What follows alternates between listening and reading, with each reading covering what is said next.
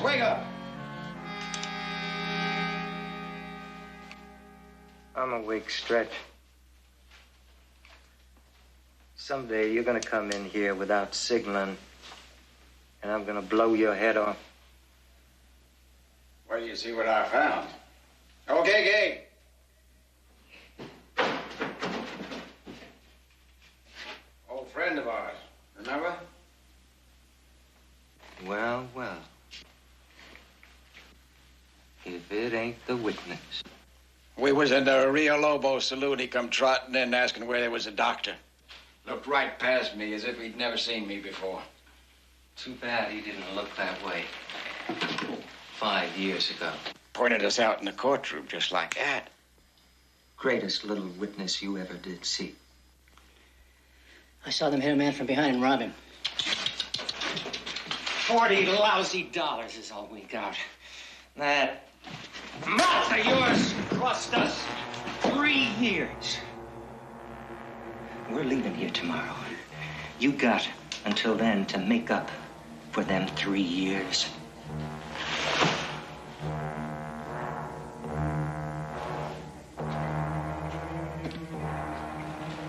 Or you won't be needing no doctor.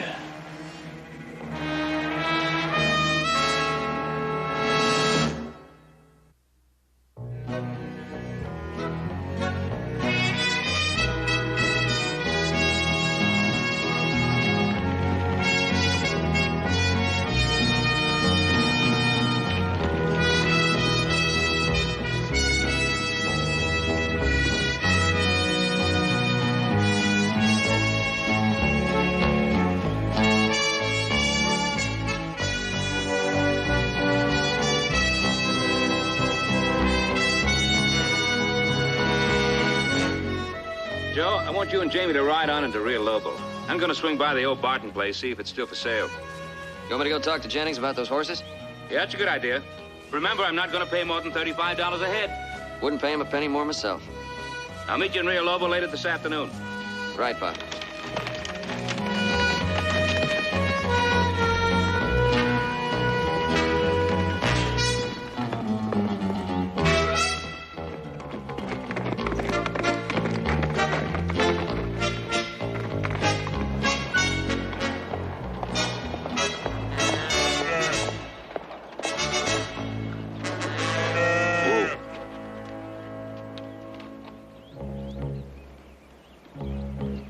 Whoa.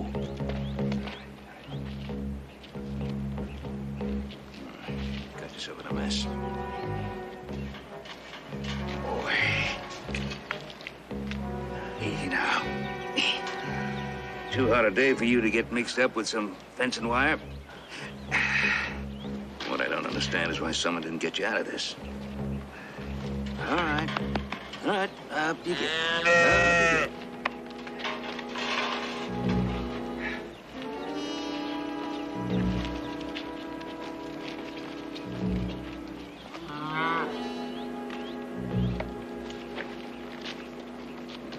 Hello? Anybody here?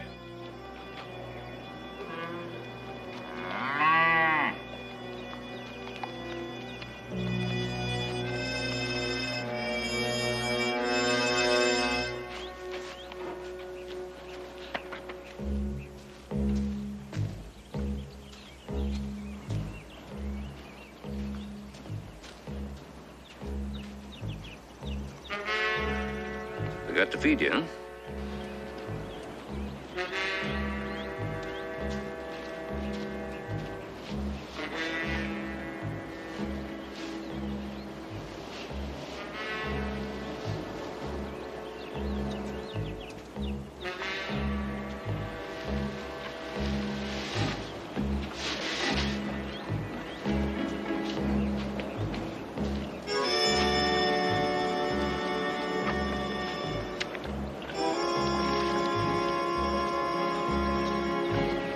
Thirsty, too.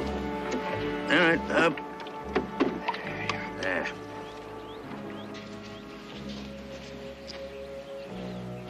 Should be somebody around.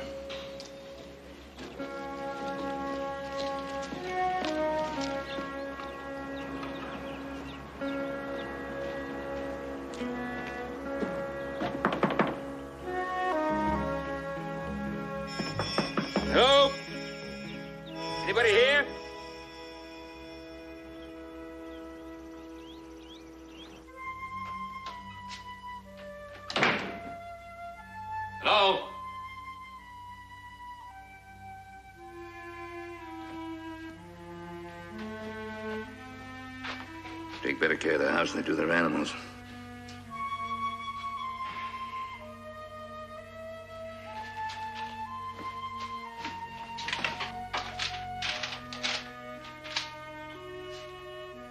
Found your calf snarled in wire.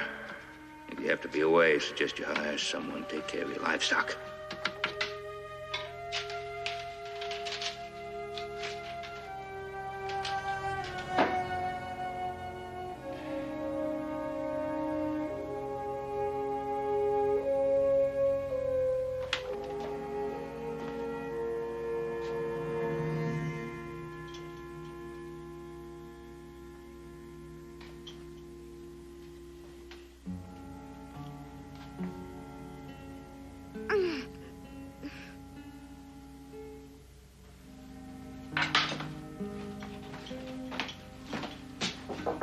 Hello? Hello?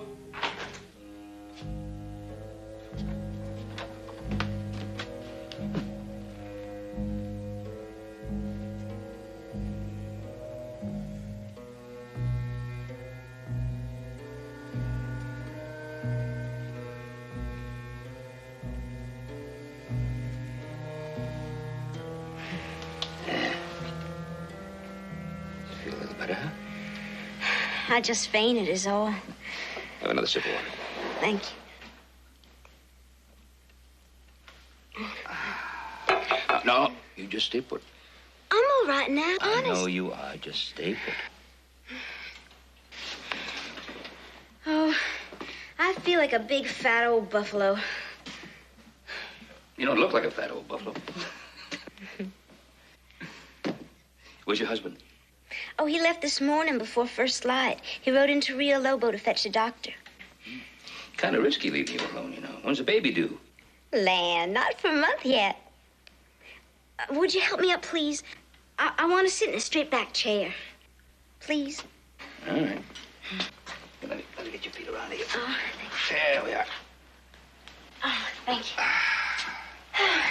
See, what happened was, yesterday morning, I got this big log walloper of a pain, and then it went away. Just like now. Uh-huh. Was that the first time? Oh, and then last night, happened again. I think it's just this awful heat wave we've been having. Yeah. But that is when Zachariah decided to ride into town and fetch a doctor, and I was to stay in bed until they come back. Yeah, but you didn't. Well, it got daylight. I'm just carrying a little woolly baby, so I ain't sick. Now, your husband was so worried about you, he rode off without even tending the stock. Something wrong? Anything happened to Bathsheba? Who? Bathsheba. The cow, our milk cow. Oh, no. The cow's fine. The calf got a little mixed up with some wire fencing. That's Barabbas. Barabbas? That calf, he's always getting into things like that. He all right? A few little cuts. I gotta put some bacon grease on those cuts. I'll do it. Where is it? Oh, there's some drippings over by the stove. Now, hey, you just stay put. You understand? And don't you move. You said that just like Zachariah. I'll bet.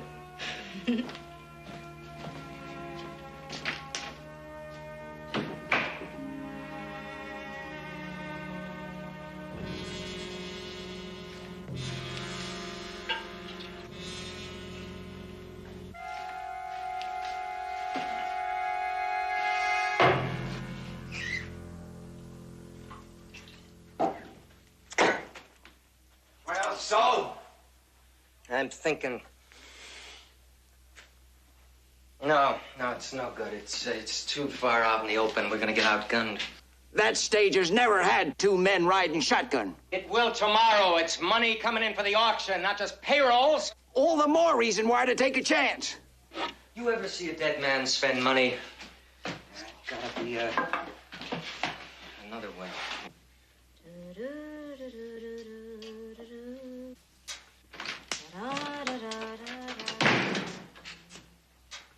You promised to sit. I never. Didn't cross my heart or anything.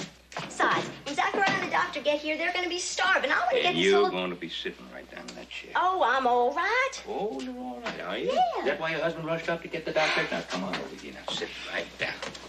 Here, now. guess I had to be an invalid. Yeah, I found you lying on the floor because you wouldn't listen. Now, it's about time you started listening.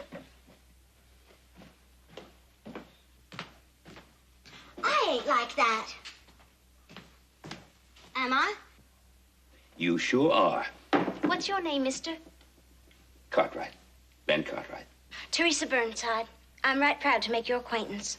Well, I'm right proud to make your acquaintance, ma'am. Your front name, is it Ben, like an Arab, or is it Benjamin? Benjamin. Now, that ain't funny. If your name is Benjamin, then you should say Benjamin instead of laughing about it. Huh? Really? Why is that? Well, folks should be called by the whole names. It's more respectful, that's why. Never thought of it that way. What is the point in naming a baby if then somebody's going to come along and change it to whatever they want to call it? Yeah. Yeah, I see what you mean. Like, I'm going to name our son Ezekiel as soon as he comes. Ezekiel? Yeah, Ezekiel. Same as in the Bible. And better not anybody let me hear them calling him Zeke. The Bible don't go calling him Zeke any place, does it? No, I don't think it does. See? Like my own name, Teresa. Do you know what they used to try and call me? Oh, it used to make me so mad, those kids in school. They used to try and call me Tessie. Tessie! Can you imagine that, calling me Tessie? You know what we're going to do? What? We're going to get ourselves some more coffee. Oh, all right. You know what I used to do? I used to put my nose up in the air and walk right by them. That's one of the reasons I fell in love with Zachariah. He never once called me Tessie. But, you know, folks keep calling him Zach. Now, you know that ain't fitting. Of course not. I call him by his whole name every time. Zachariah. Except for love names, of course. Just for each other. You know what I mean, don't you? Yes, I certainly do, Teresa. Zachariah. Got a music to it. You know, all whole names got a music to them. Mr. Benjamin Cartwright. That ain't getting dinner ready, is it? No, you just say so. I forgot. Have some coffee. Vance? Vance? I thought I told you to shut your face, I don't- witness. I don't care what you do to me. Good, because I'm going to kill you anyway. Look, they told you what I was doing in Rio Lobo. I was looking for a doctor. Oh, well, you just tell me where it hurts. We'll take care of that. My wife is going to have a baby next month, and something's going wrong. Oh, your wife is having... Shut up!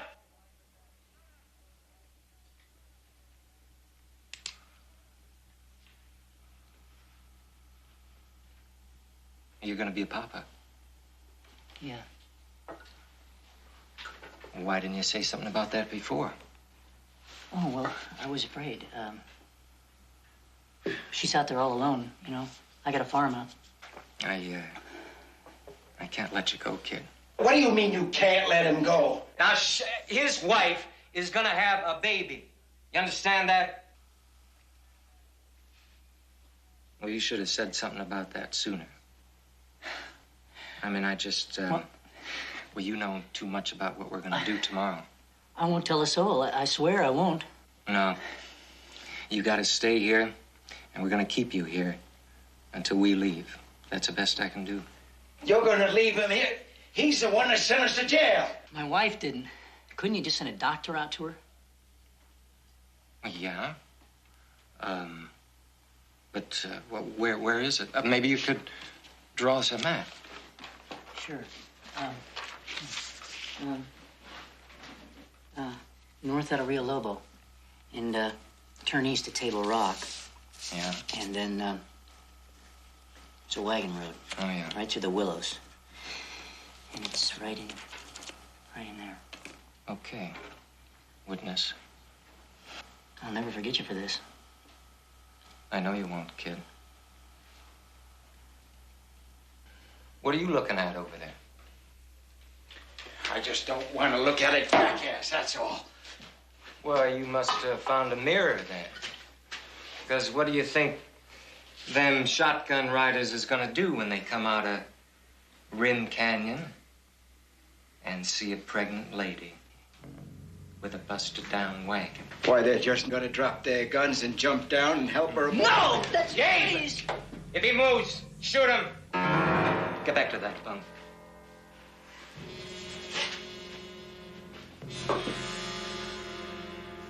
All right, you can skip Rio Lobo. Old Ranch Road goes right across country to Table Rock. Go get her. Please, a ride like that can kill her. Well, that's just a chance we're gonna have to take.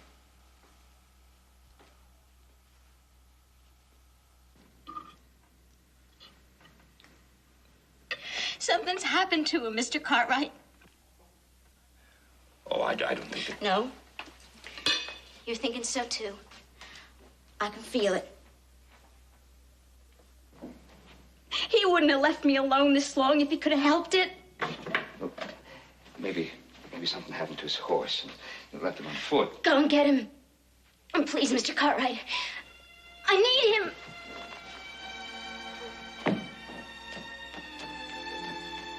All right. Easy. Here, grab hold of my hand. Squeeze hard, hard. Don't be ashamed to cry out. Squeeze.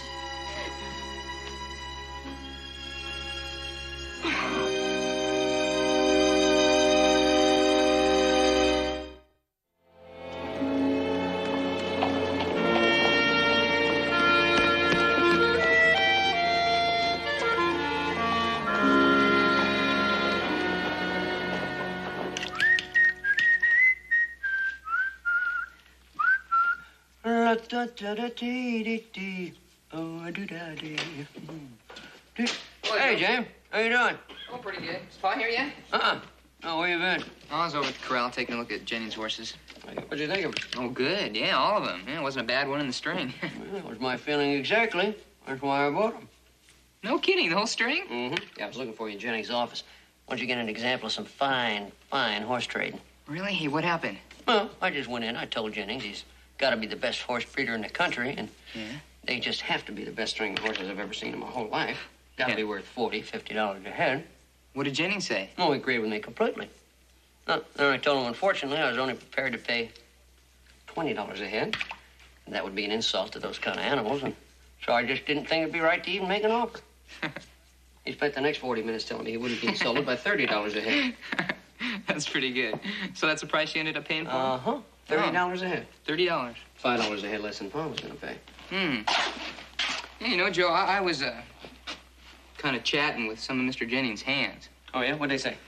Well, not much. They just mentioned that Mr. Jennings was willing to sell for $25 a head. But, well, What? That's the way it goes. Who told you that? I was just kidding, Joe. Honest, they said $35. Oh. Well, joke. You've got a great sense of humor. Let's find Pa.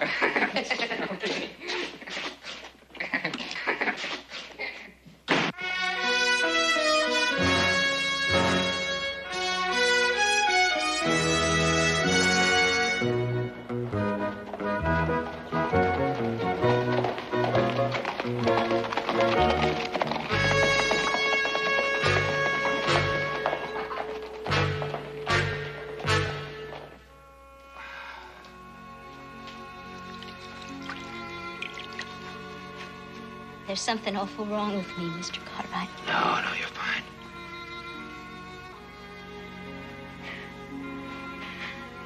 My mama lost 3 babies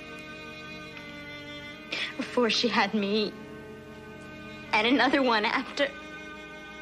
There was something about the way she carried us. We was turned wrong. Breached. I won't lose Zachariah's baby, Mr. Cartwright. Well, of course you won't. Doctor won't let you lose that baby. Oh, now I'm acting like a baby my own self.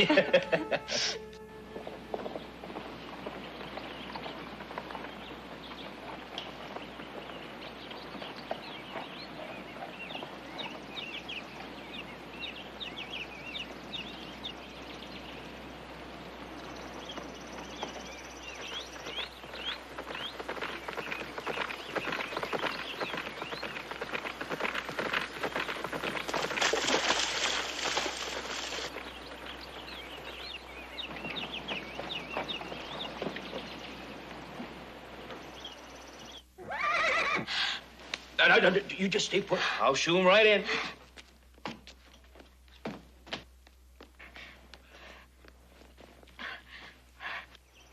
Ah, boy, sure glad to see you. Who are you? My name's Cartwright, Ben Cartwright. I guess I really should say Benjamin, but your wife, well, she needs you real bad. She'll be just fine now that you're back.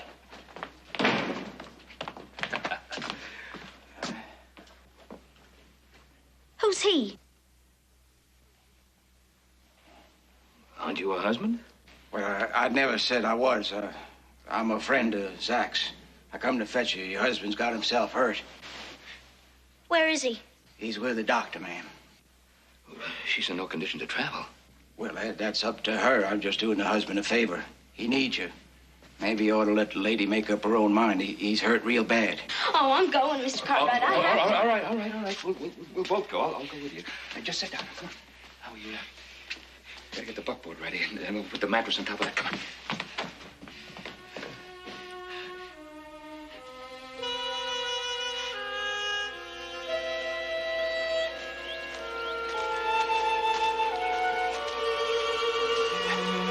Okay? Yep. There. Put as much straw as we could under the mattress, but it'll still be a rough ride.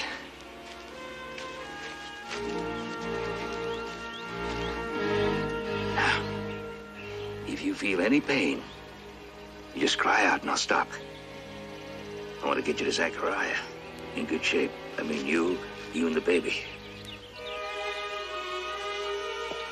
Be fine. Yeah.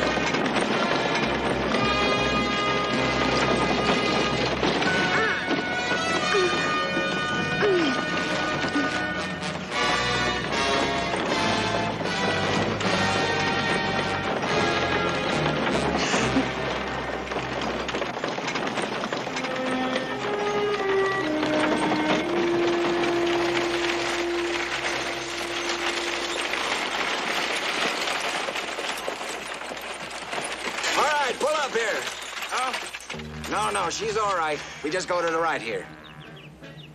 Rio Lobo straight ahead. You heard me. Give me your gun belt. I thought we was going to my husband. You'll see your husband, ma'am. I'll take that gun belt.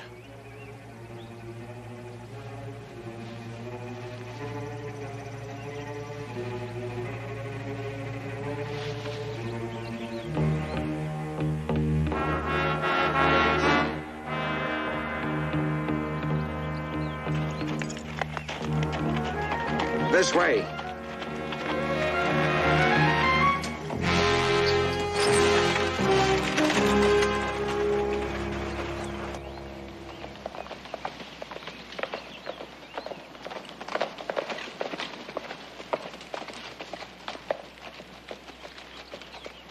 Is this the old Barton place? Yeah. Sure a lot more run down last time I saw it. Somebody's fixed it up. Maybe somebody else bought it. Joe, I don't see Pa's horse. Maybe he didn't show up. Maybe something happened to him. Don't jump to any conclusions. I'll check the house. Doesn't look like anybody's home. I'll check it. You look around out here. Joe, what do you want me to look for? Pa's riding Buck, isn't he? You know Buck's tracks. Yeah, That's what you're looking for. all right.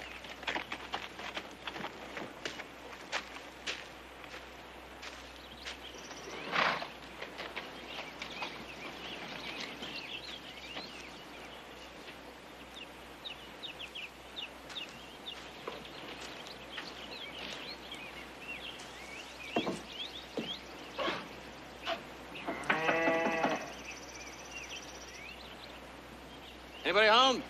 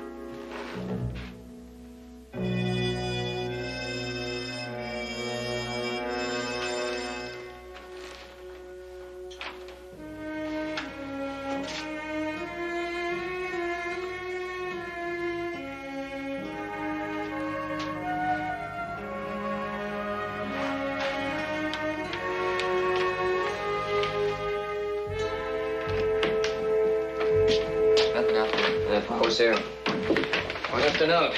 Sure, the people out there not taking care of their stock. Calf and a horse. There's no horse out there now. Well, they left, and they left in a hurry. Food's on the table. Let's head back towards Rio Lobo. We didn't pass anybody. They might have gone off the road. What's the lantern for, Joe? I just may have to do a little night tracking. Get your horse.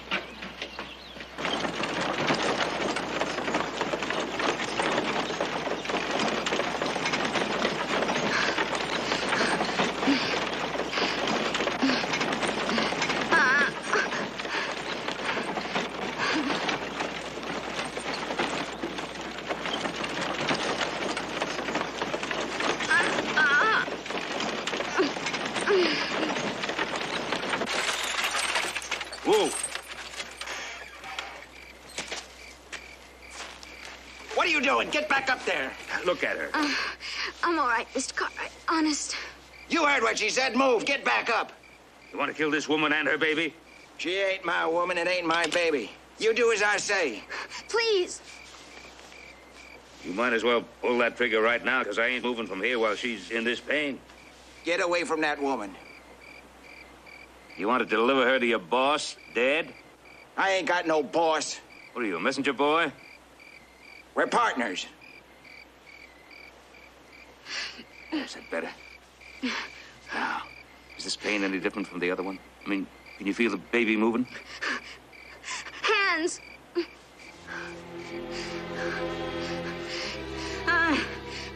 Get me to Zachariah, Mr. Cartwright. He needs me. Now what's the matter?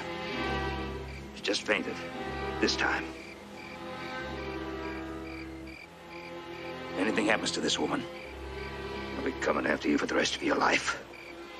You keep your mouth off me or the rest of your life could end right here and now.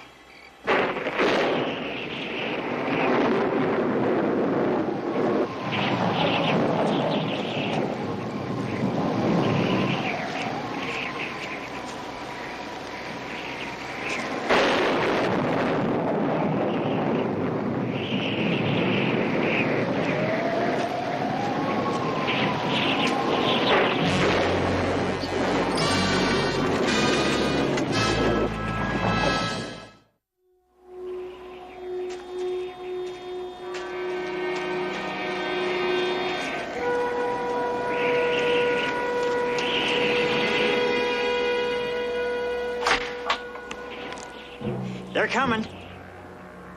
About time. Watch him.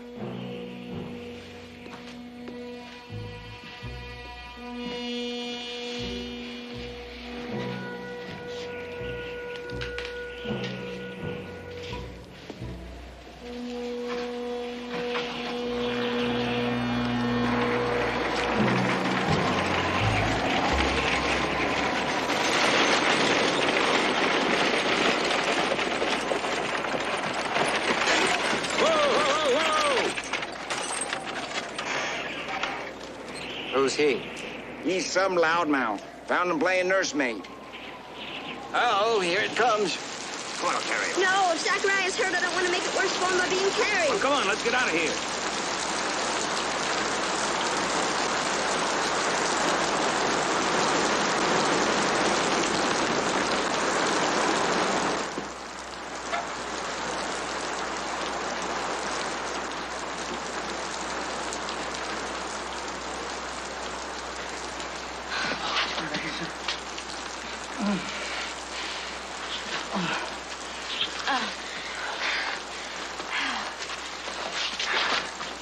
I missed you so Oh, much. you too.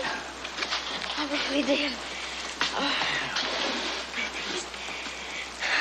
You get over there. Stay there. Go on. You're shaking? Oh, I'm just tired is all. Gabe, take care of the horses. Gabriel? I thought that was your whole name. Letting him call you Gabe. Where's your self-respect? Go on, kid.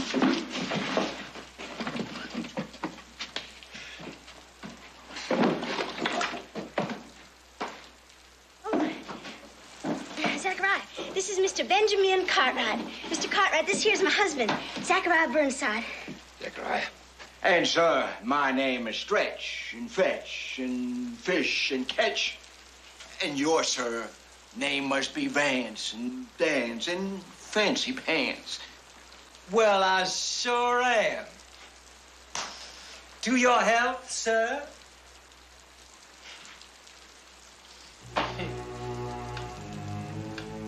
Yeah.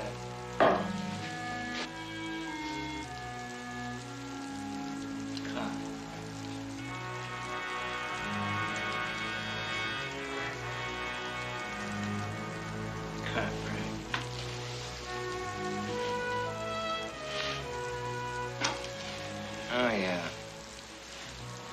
Big spread up north.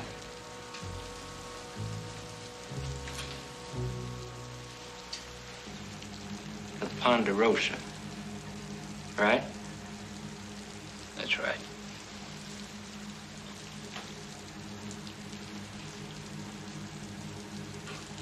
Turned me down for a job once.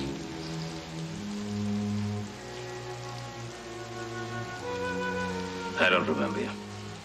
Wasn't you. Some big lummox.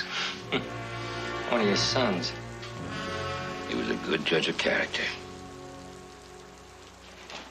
Nobody judges me. Whoa, fast, back up. Calm down. Look, you can have those too. I want this loudmouth. You're gonna follow me the rest of my life, are you? I'm gonna take you out of here right now. No! No! No, leave him alone. What's the matter? Little lady said no. I changed my mind.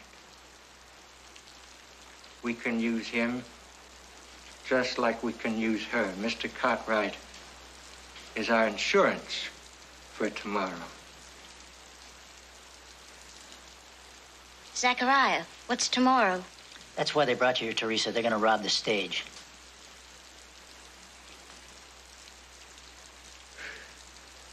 He's holding back on you. He said they. He should have said we. Because you're gonna stop that stage for us tomorrow, Tessie. Don't you call me Tessie! I ain't stopping no stage for anybody who calls me that. What? I wouldn't stop no stage for you even if you called me by my whole name. Your name is whatever I want it to be, Tessie, and you're gonna do like I tell you, because the first time you get bulky, friend Cartwright is gonna get a bullet through his head, and after that, if you even look cockeyed, that little old baby of yours ain't gonna have no papa.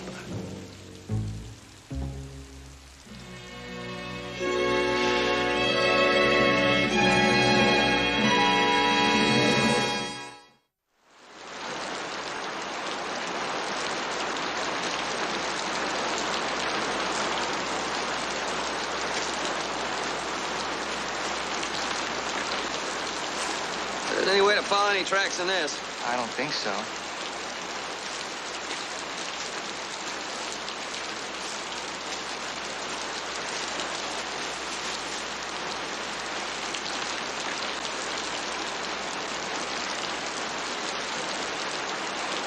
Pause? Yeah. What do you think, Joe? I don't think they stayed on the road. I think he dropped it here for a reason. Got to cross the creek.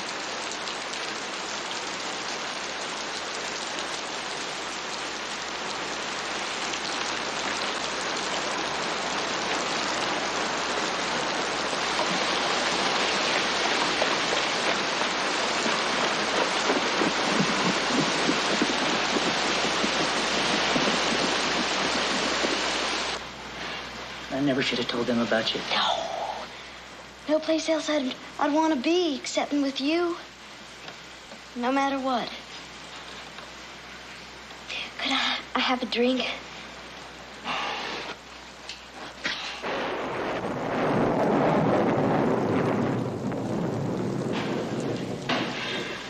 Those pains you've been having, Oh, nothing really. you've been having more of them. When was the last one? A while back. Ain't enough water in here to feed a mouse overnight. Gabe, fill them buckets.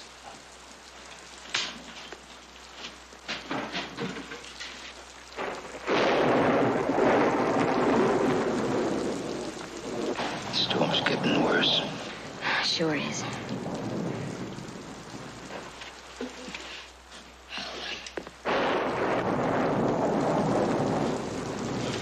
That girl, she's a doctor now. She can have a parcel of them after we hit the stage. Now you get back there where you belong. The pains are getting quicker. Get back there.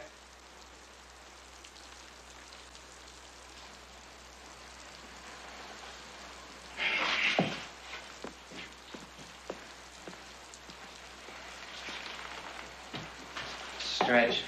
He'd move a lot faster for me. He'll get his tomorrow. They all will. Nah, this is where we make the move.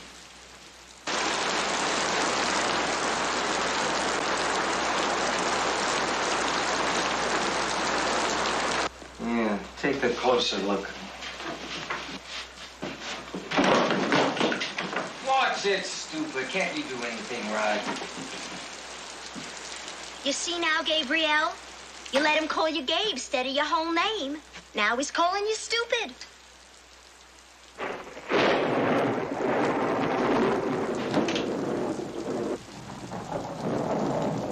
You got something on your mind, stupid? My name ain't stupid. It's Gabriel. You backtalk me, and your name will be Mud. You're stupid.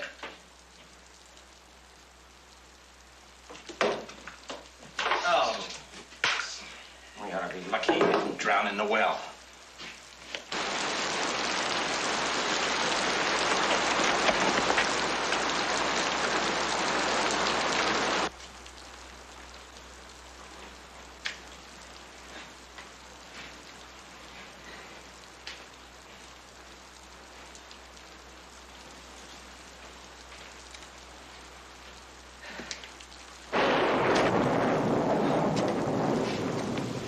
You got something on your mind, witness? Zachariah, don't. That's right. You listen to your little mama, and you won't get hurt. Now get back to your bunk. I said get back to your bunk. I'm getting my wife a drink of water. Easy now, take it easy. Her pains are getting more regular and stronger. But they were worse yesterday. This is different. He's going into labor. Take your order and you get back to that bunk.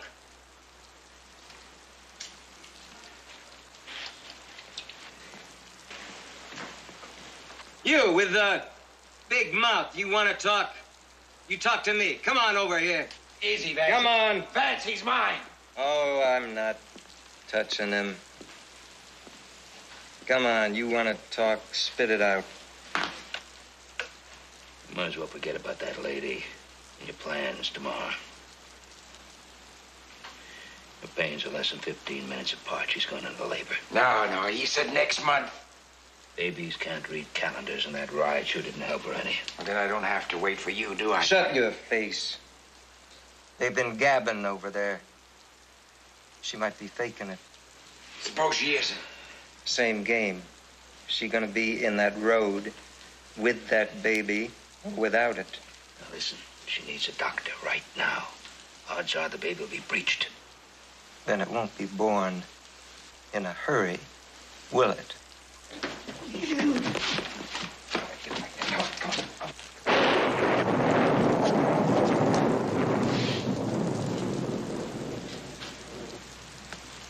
It was a crazy thing to do. There was no chance. They're gonna kill us anyway, even if they You get gotta wait for the chance.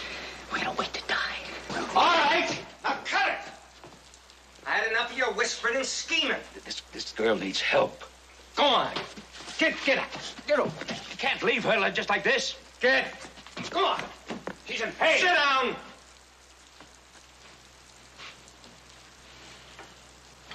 Now that's better. And if you got any bright ideas cooked up, you just forget about them. Because you ain't gonna do nothing. And I'm gonna tell you why. Because just like Tessie's gonna stop that stage so you don't get hurt, you're gonna behave so that Tessie ain't... Ow!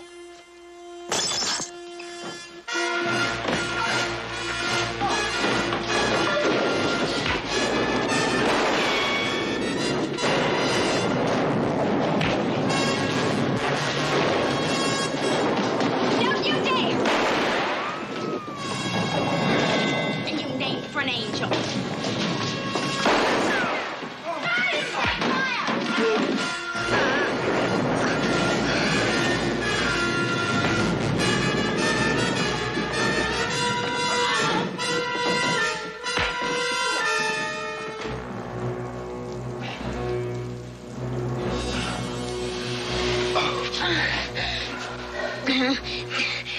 This isn't like the others. I'm gonna have a baby. Oh, God. Hey, take care of those two. Go ahead. Come on, take care of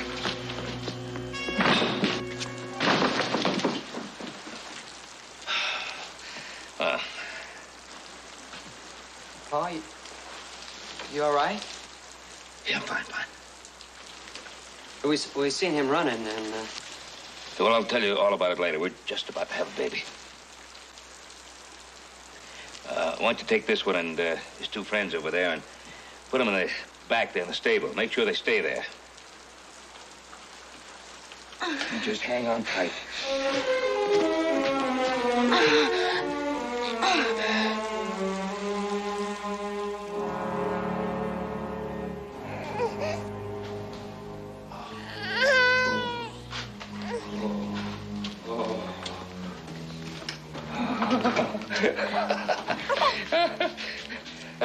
Hey, how about this, huh? How about this? Here's your mommy. Here's your mommy. Oh, what a beautiful young fella. looks like you've been pretty busy, Dr. Cartwright. Yeah, just a little bit. Yeah, just a little bit. All the pain's gone now.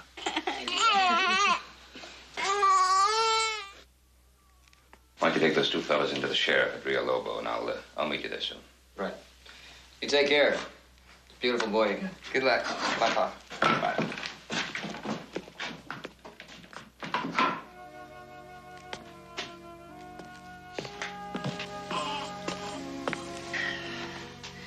Well, has he said Mama yet? No. How can I ever thank you?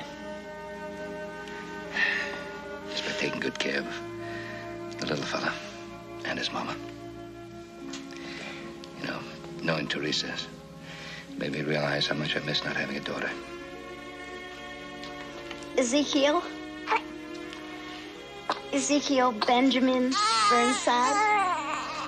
I would like you to meet your papa, Zachariah Burnside, and our very best friend, Mr. Benjamin Cartwright.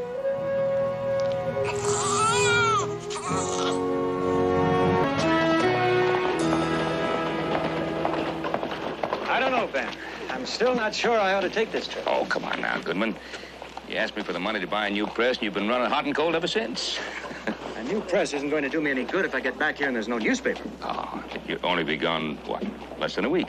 I just don't like the idea of turning it over to some young reporter who is brash and hot-headed. And now, look, I know he's young, And he's cocky, but I think he has every right to be. He writes a whole lot better than most people I've come across, and he's a good newspaper man.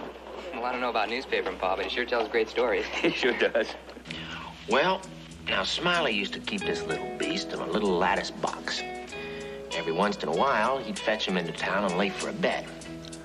One day, a fella, now he was a stranger in camp, he saw him with his little box, and he said, "Say, what do you got there in that there box?"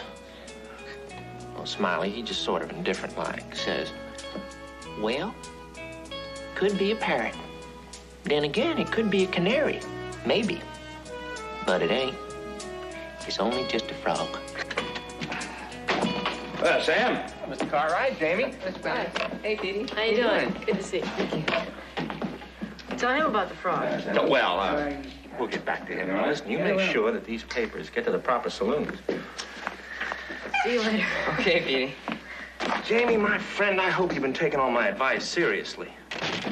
Now, always obey your pa when he's present. And always do right, because it amazes most people. Well, I try. Oh, I got something to show you. What's that? How's it look? Pretty official? Samuel Clemens, editor pro tem. Yeah, looks pretty official. That kind of surprises me, though, Sam. Knowing you, I figured you'd be using much bigger type. Well, I guess I was born modest. Oh, yeah. Not all over, but in spots. But listen, why don't we celebrate on it? Why don't we have a drink?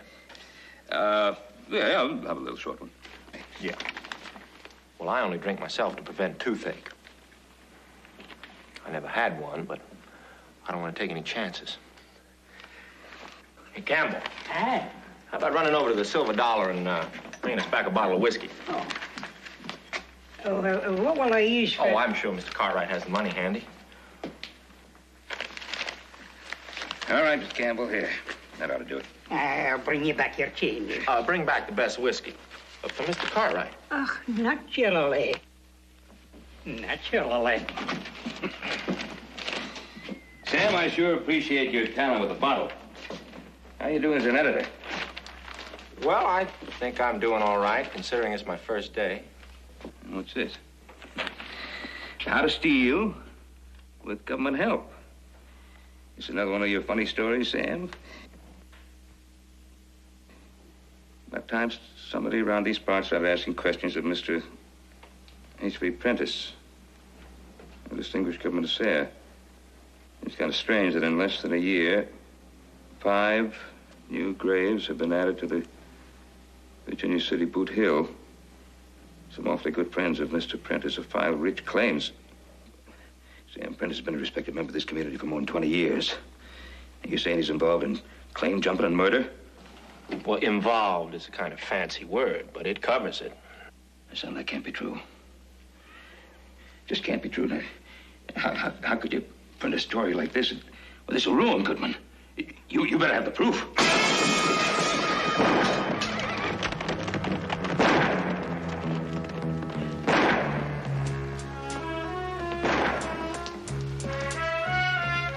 Somebody must be getting a little touchy. Well, it's nice to know people are reading the paper.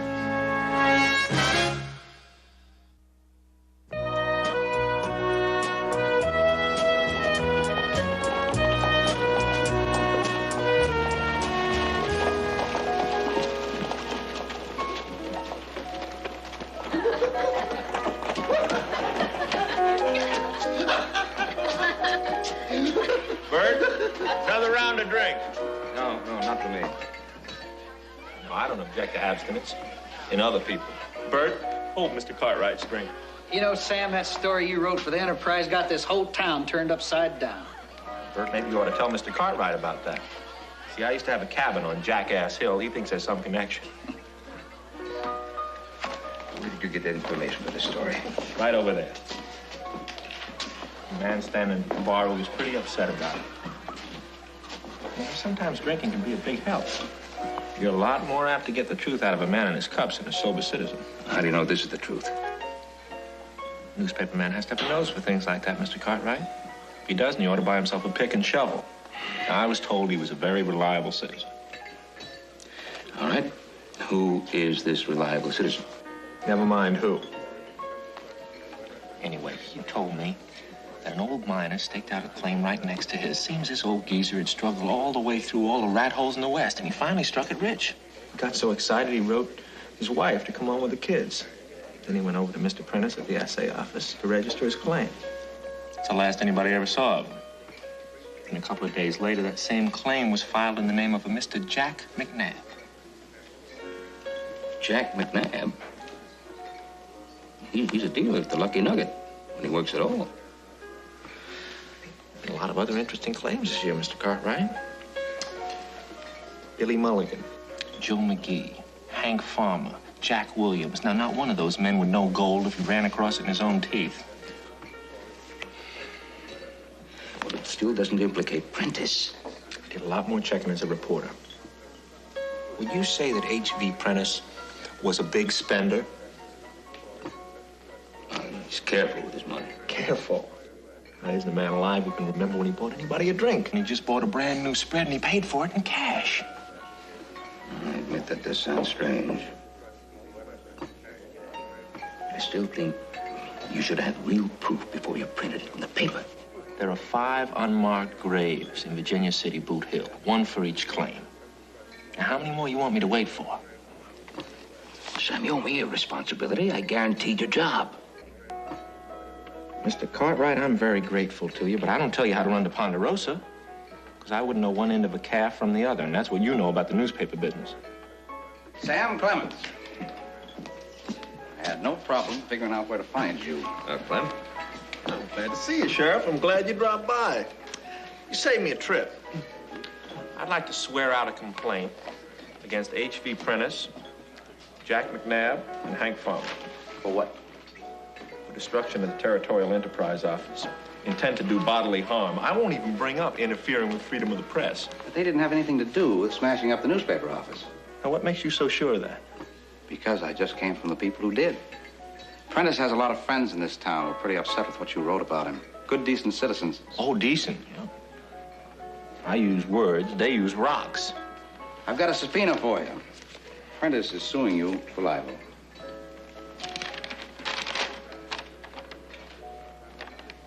$10,000, is that all? Well, I'll talk to Prentice. I think I can straighten it out. There's no way we can straighten it out with him unless he signs a full confession. Now, don't look so worried. How can I lose to a darn fool who thinks I have $10,000? A libel suit of H.V. Prentice versus the Nevada Territorial Enterprise and Samuel Clemens, editor, for $10,000 is now in session. It'll take a long time to pay that off at $5 a week. Mr. Clemens, the Territorial Enterprise is also liable. Now, we've got some visitors. The overnight miners. McNabb, Farmer, Mulligan, McGee, and Williams. They're a real American success story. Are the attorneys ready to proceed with the picking of a jury? We are, Your Honor. We are, Your Honor. Mr. Caldwell, are you acquainted with the defendant, Mr. Samuel Clemens? I know him. I met him when he first came to Virginia City. You know him well? No, not very well. Have you read the vicious, slanderous story? Objection. Slander has not been proved. Objection sustained. I'll rephrase it. Have you read any of the allegations against Mr. Prentice, printed in the Territorial Enterprise? Pretty hard not to. If you didn't read them, you heard them all over town. Sam Clemens called Prentice a thief and a lot more. Excused, you may step down. Well, that's all right. I wouldn't want him on the jury anyway. Of course I read the story. How else would I know what's going on in town? Your Honor, where are you going to find anybody in Virginia City who doesn't know about the story? Unless he's deaf or blind or a nitwit. Mr. Clemens, you're out of order. Sam, I hired Horsley because he's the best lawyer in town. Why don't you let him handle things? It kind of worries me. He's not like most lawyers. Keeps his hands in his own pockets. Your Honor, would you inform the defendant that it is customary to select jurors with no previous knowledge of the case being tried? Your Honor, the law says I'm entitled to a jury of my peers. That means people who can read. Mr. Clemens, I warn you. Either you confine your editorials to your newspaper, or I'll hold you in contempt. I'll tell you another thing. Mr. Clemens, now that's enough. Mr. Merrick, are you prepared to proceed with the case? I am, Your Honor. I would like to call Mr. Samuel Clemens to the stand, please.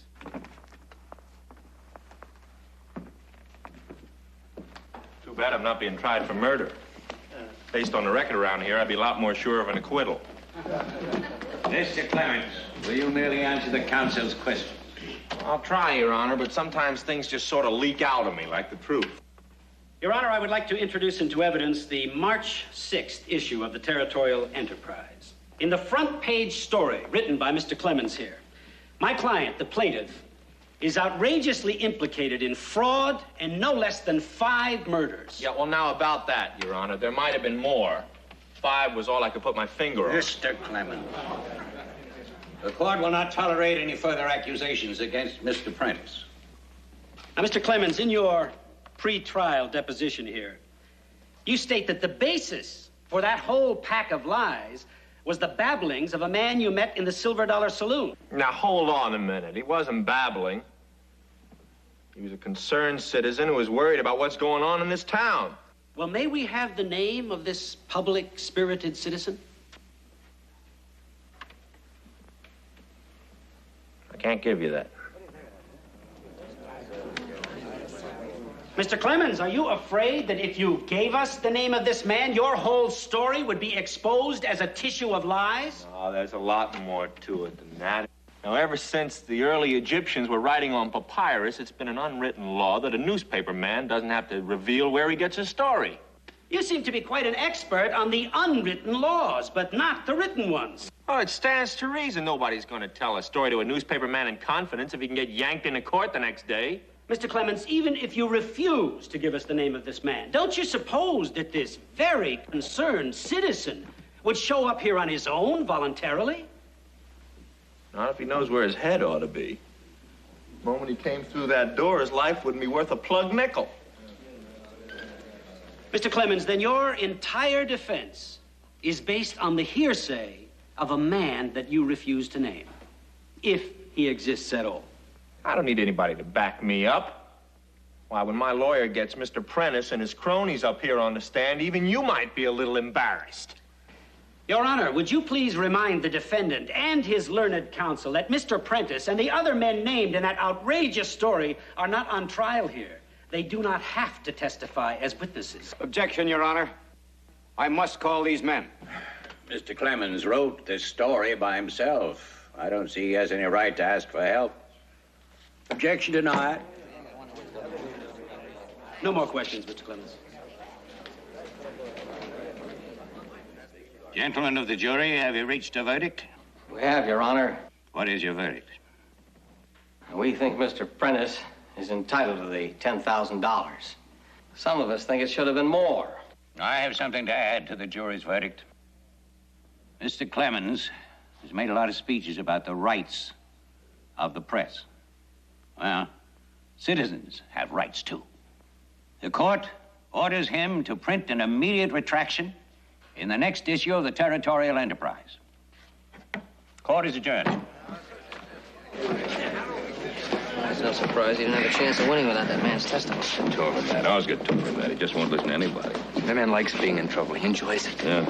Well, I hope you're proud of your brilliant young editor. Tell him he better be careful about what he prints, though, because next time there won't be a libel suit. Say, Mr. Cartwright, you know that picture of Justice holding up the scales blindfolded? Well, I finally know where they got that idea from. Virginia City.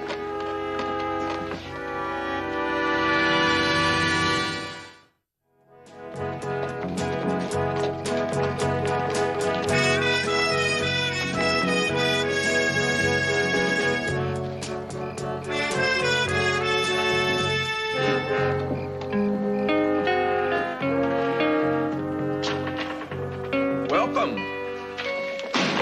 Have a drink to celebrate the wisdom of the courts. No, thank you. Well, all right. I'll save it for a man who appreciates good whiskey. I assume you've been in touch with Mr. Goodman. Well, I figured he was entitled to know. I sent him a wire. I hope you apologized for your strange selection of editors. I hope you explained to him that the good seed went wrong despite all your tender ministrations. Now, I explained that Osgood was appealing the decision, and that if he loses, I'll be responsible for the 10,000. Now, how did they ever pack so much nobility into one man? Sam, that sounds like whiskey talking. I only wish it were true. What you hear is outrage, laced with small parts of alcohol. Well, I think I'd better come by and take a look at that retraction for tomorrow's paper. Oh, sure. Here it is. Fresh from my fertile mind. I hope it meets with your approval. It falls just short of bestowing sainthood. The editor of the Territorial Enterprise wishes to publicly apologize for impugning the reputation of a beloved public servant, H.V. Prentice, and such fine pillars of the community as Jack McNabb, Hank Farmer. Sam, let's lay it on a bit too thick. Well, I figure if you're going to be a bootlicker, you might as well go all the way. I don't think the idea is to make them a laughingstock. No, you don't, Mr. Cartwright. You may own a lot of acres, but you don't rewrite Sam Clemens.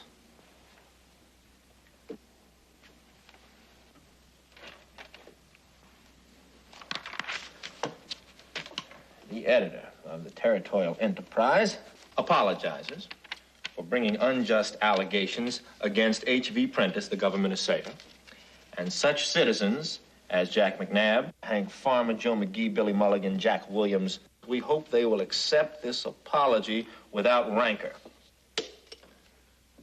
Better? I think it's closer to what the court had in mind, yes. Well, thank you very much for coming all the way into town to check up on me. Sam, I'm not against you. If Prentice is guilty, we'll do anything we can to help you prove it. But in the meantime, people keep disappearing. Well, thanks for dropping by.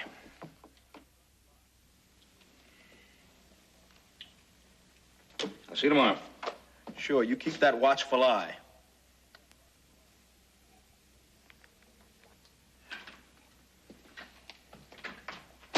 Sam, I better have the retraction if I'm going to reset the front page. Campbell, you know where a man's conscience is located? It's in his stomach. And if he does something that he feels is wrong, it makes him sick. Sam, we're going to miss the deadline. You never mind the retraction. You print that. Eh? Oh, Sam, no, we cannot print this. Campbell, you're going to print it, or I'm going to print it. Now, Sam, we're going to be in real trouble. You know what the judge ordered. You never mind the judge. We'll worry about him tomorrow. Because tonight, we're newspaper men. But this is very strong medicine.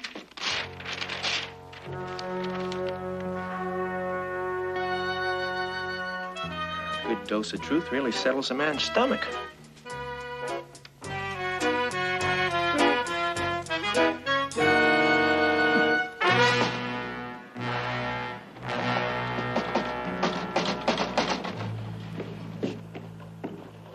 You shouldn't have done this, Sam. You shouldn't have riled Judge Hale. He wasn't on my side when he wasn't riled. Well, the Enterprise will be closed until Mr. Goodman gets back and settles things. Most of you should get your jobs back in about a week. Come on, Riverboat. Look, now, there's no need for long faces. People are always trying to fight the press. They only win temporarily. Mr. Clemens, what am I going to tell my ma? Well, Petey, you tell your ma that you printed the most important story of the year, and so you earned an unexpected vacation. Hey, thanks a lot, Mr. Clemens. Well, gentlemen, what do you say we celebrate my remarkable rise from affluence to poverty?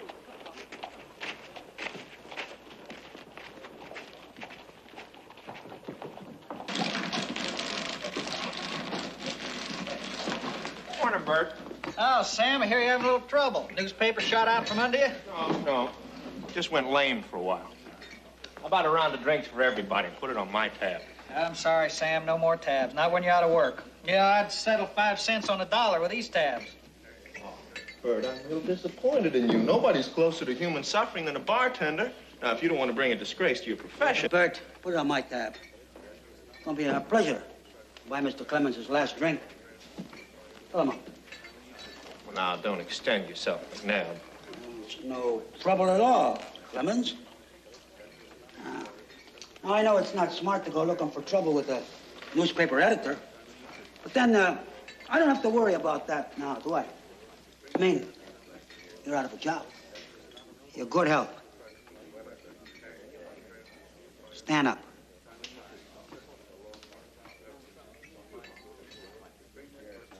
Stand up like a man.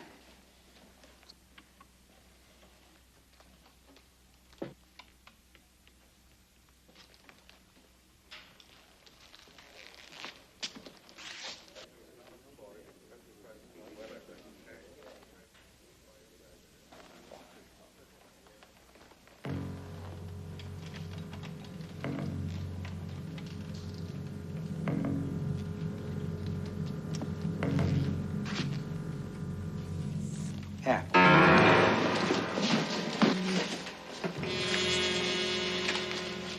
Let's see you shoot that. Like the way you've been shooting off your mouth. You got about 3 seconds. You got longer than that.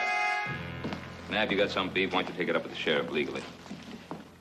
Still protecting your bright little boy, huh?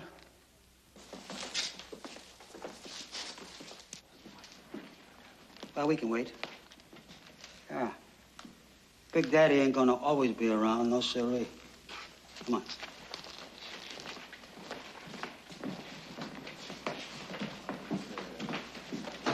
Well, I sure am glad you dropped by, Mr. Cartwright. Well, you couldn't have picked a better time. Bert, a round of drinks on Mr. Cartwright. No drinks. Now, don't be upset. I wouldn't let McNabb get under my skin. Why didn't you print that retraction you showed me last night? Well, I got to thinking about it. I didn't figure it was right to confuse people. So you just shut down the paper? Yeah, temporarily. I think a newspaper ought to shut down if it can't tell the truth. Might make a better general store. What am I supposed to tell Mr. Goodman? You tell him you made a mistake. You thought running a newspaper was kind of like a pink tea party. You step on somebody's toes with a story, you're supposed to curtsy and say, I'm sorry. I didn't say you were wrong. I just asked you to wait.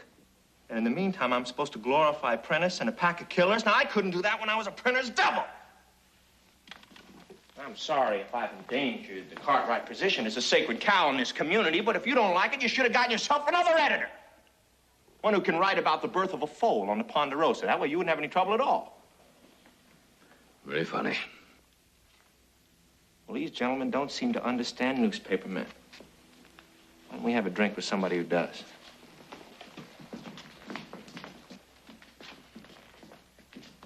Sam, what am I going to do with these? Bert, you save them for a better day.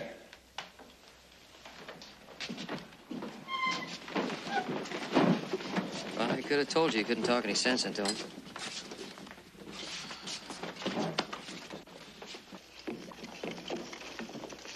Well, we sure could buy a lot of cattle with all that money. Boys, I'd like you to follow Sam. Keep an eye on him.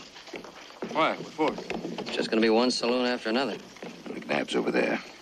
Still waiting to get a crack at him. To see that he doesn't. Hey, where are you going? I'll find you later. Hey, Bert, give me a whiskey, will you? A little something to calm me down after the fracas? That wasn't anything, just a friendly argument. Well, if that was friendly, I sure don't want to be around when you people get mad. No, really. It wasn't anything. Oh, I came back to. I want to pay Sam's tabs. All of them? You know, Mr. Cartwright, old Sam does a lot of talking. When he gets to talking, he gets powerful thirsty.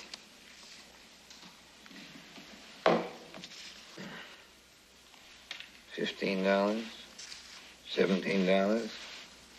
All these big parties? Well, no, not all of them. Some of them are for 2 people.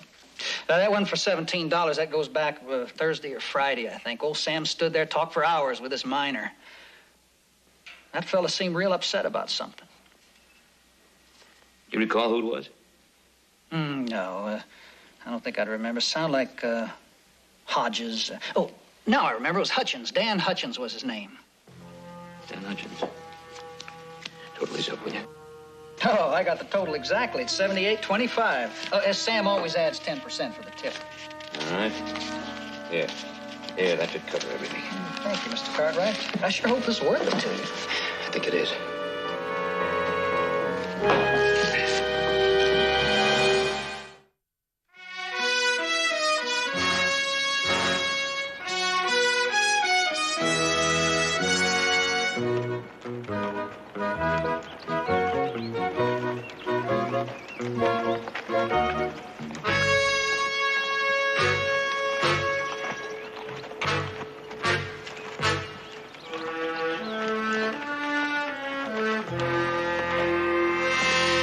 Thank you.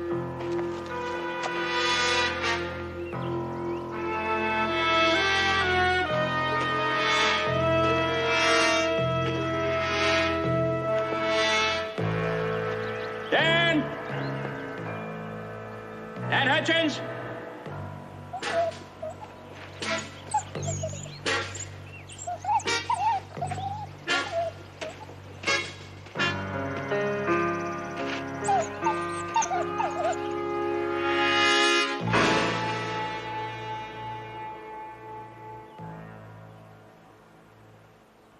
Now, he was an honest man, full of great sorrow, though, and a bit confused. You see, he was from Arkansas, and as everybody knows, his whole state was destroyed by mosquitoes. His delusion was that the Arkansas mosquito was the most ornery of all mosquitoes.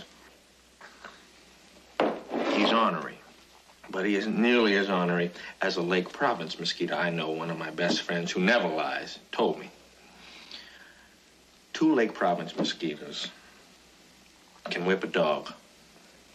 4 of them can hold a man down. They'll kill him if he doesn't scream for help soon enough. They'd butcher him, is the phrase my friend used. He told me he'd seen him try to vote. Well, I admit it did put a little strain on my imagination. He did modify it a bit. He said that he wasn't exactly sure of the particulars, but he was sure, that he'd seen them around the polls a few times, canvassing. A pilot, a riverboat pilot, once told me a story. I know it's true, because he never lied to me. I think we're getting back to the alligator. He could never manage to go down the river without running on an alligator. He used to be able to steer right to the best alligator water and slide right on through. Without ever hitting an alligator, he seldom even woke one up. $1,000 a month. They paid that man $1,500. He got a raise. It was worth it.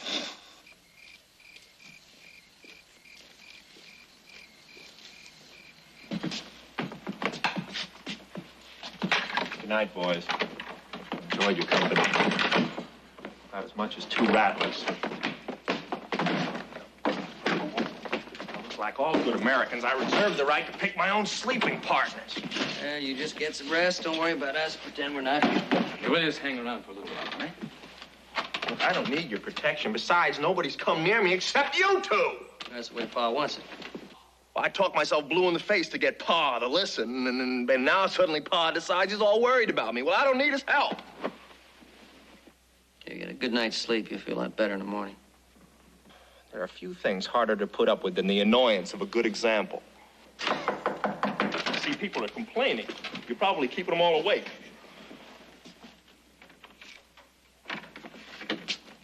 Well, maybe you can get them out of here. Now they're homesteading. Sam, that miner told you about Prentice.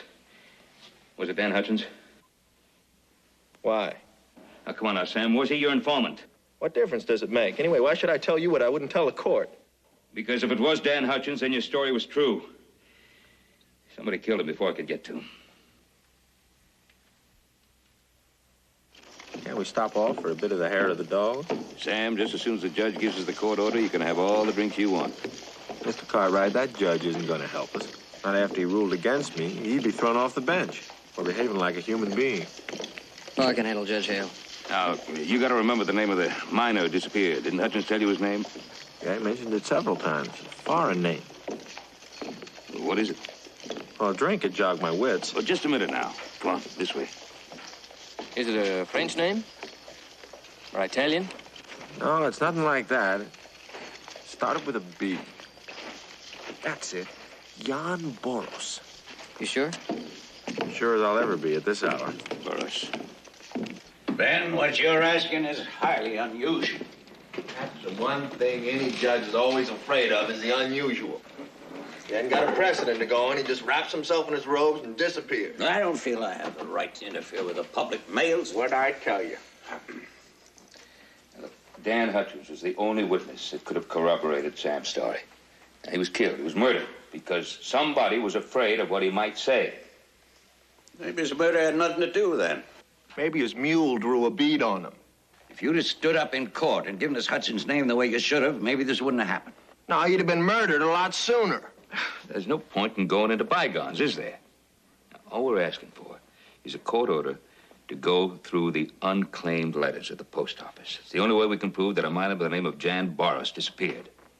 What makes you so sure there's a letter?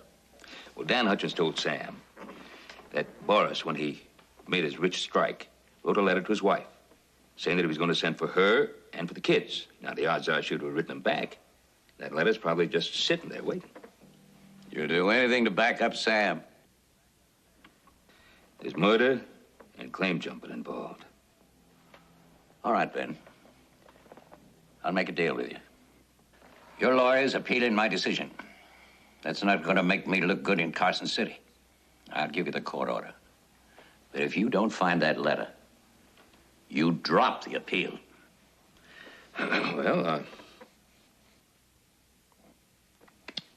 if we don't find any real evidence, you got yourself a deal. Good thing you came when you did, Mr. Cartwright. We were going to send a lot of this stuff back. We don't keep anything over 6 months. Here's the last of them. Thank you. You got anything? Well, there's nothing near even close to, Boros. Are you sure you got that name right? Yeah, that's the right name. Whether it was Jones or Thompson, I got a fistful of those. Well, nothing here. Thanks for letting us waste your time. Thank you.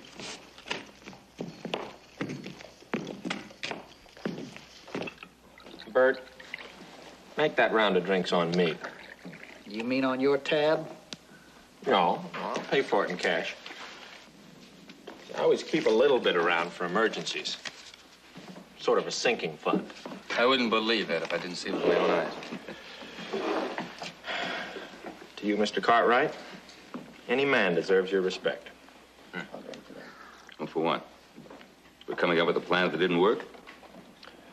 Well, Mr. Cartwright, I had you pegged all wrong. I knew you were a decent sort of fella, and you'd give a square deal to the hands on the Ponderosa, keep a watchful eye on things in Virginia City, in a fatherly sort of way.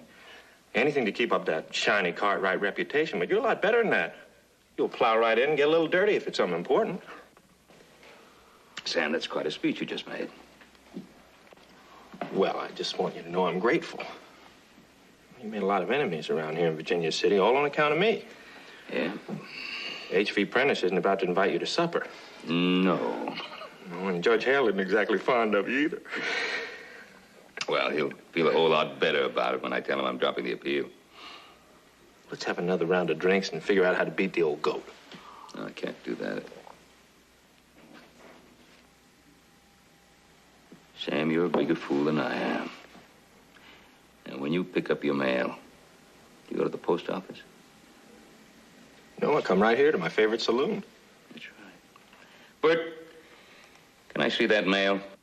There's nothing here for Sam, Mr. Cartwright. Nobody'd be right. You at the Silver Dollar. Yes, true, but I have a court order here. Give me permission. permission to look over any unclaimed mail for John Boris.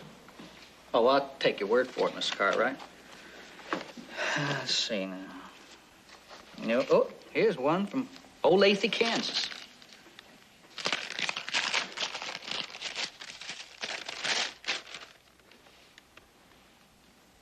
Jan, my dearest, it was wonderful to read the good news. The children are very excited. They tell everyone their father has found the richest mine in the state of Nevada. Jimmy had a cold. It's taken a long time, but I never gave up hope. You were wearing my wedding band, and I knew it would bring good luck. All right, now let's go over and rub Judge Hale's nose in it. You're gonna have to be very nice to Judge Hale, Sam. Yeah, you're gonna have to tie and gag him if you expect him to do it.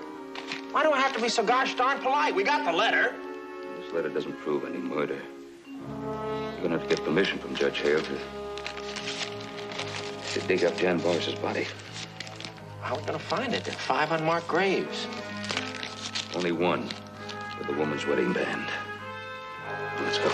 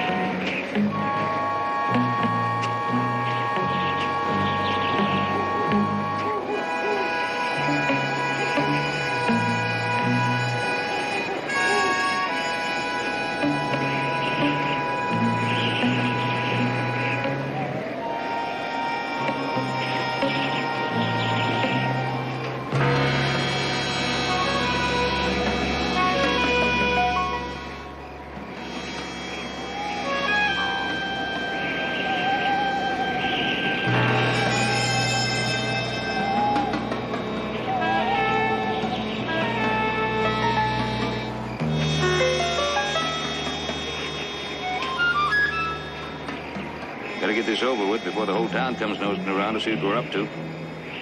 Can't make it too fast for me. Where do you want to start? Your guess is as good as mine. Open up that one, boys. There's nothing to be afraid of. Ben, I think this is a waste of time. If he was wearing the ring like she said, they'd have taken it off of him if it was worth anything. I doubt it was worth very much.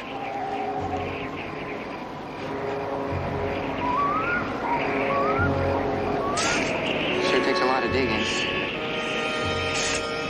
You all right? Yeah, I'm all right.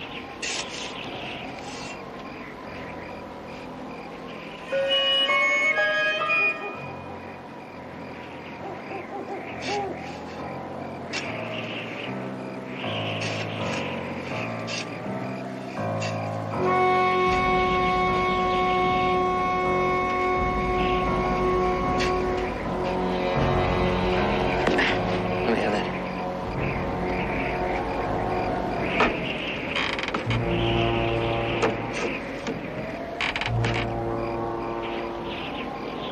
No ring. Close it.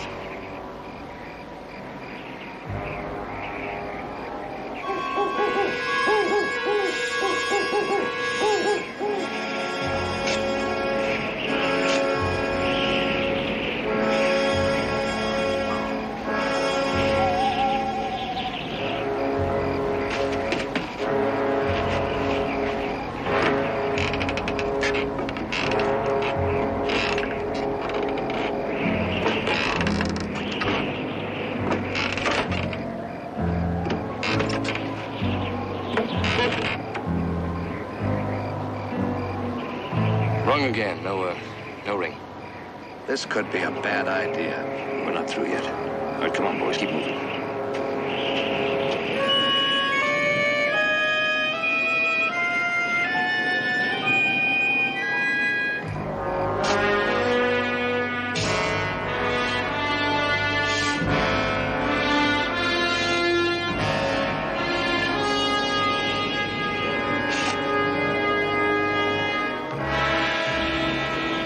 Won't be long now. This is the last one.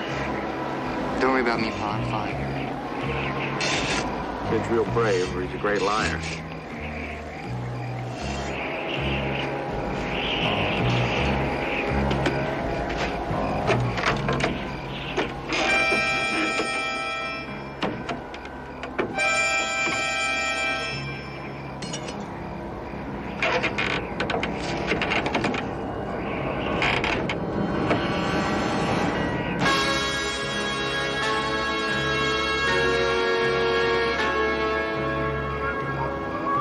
We got it.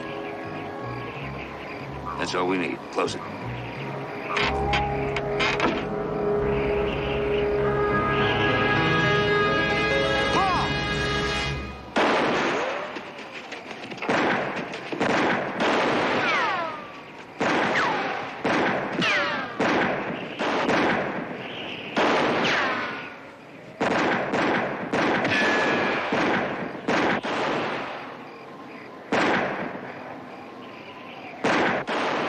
You want a shot? No, thanks.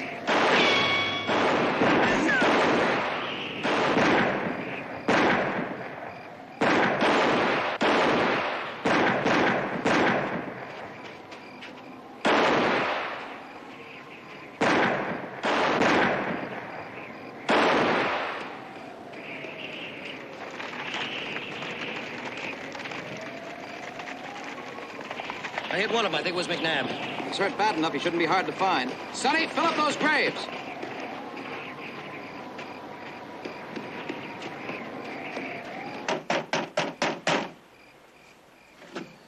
It doesn't figure. Somebody ought to be here. Doc Webb's too old to go out on calls at this hour. Maybe there was an emergency. Well, if it was an emergency, you wouldn't call Doc Webb out of town. He'd never make it. Let's keep looking.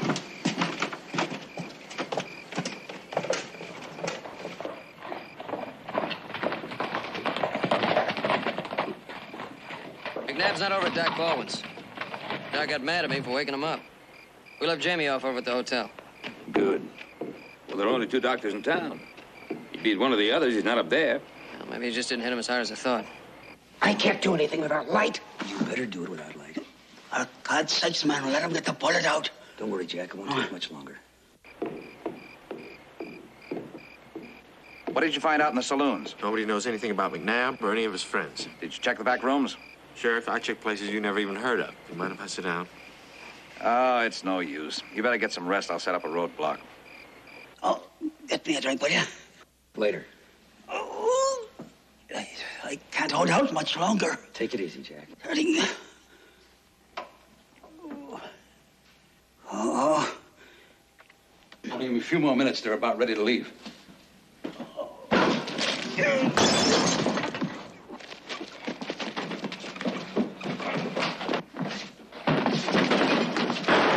Hold everything right there. You all right, Doc? I'm all right. On your feet. Come on.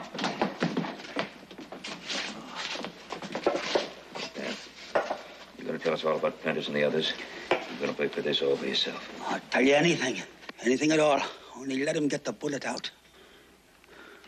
All we have to do now is round up Mr. Prentice. I'll let you take care of this. I got things to do.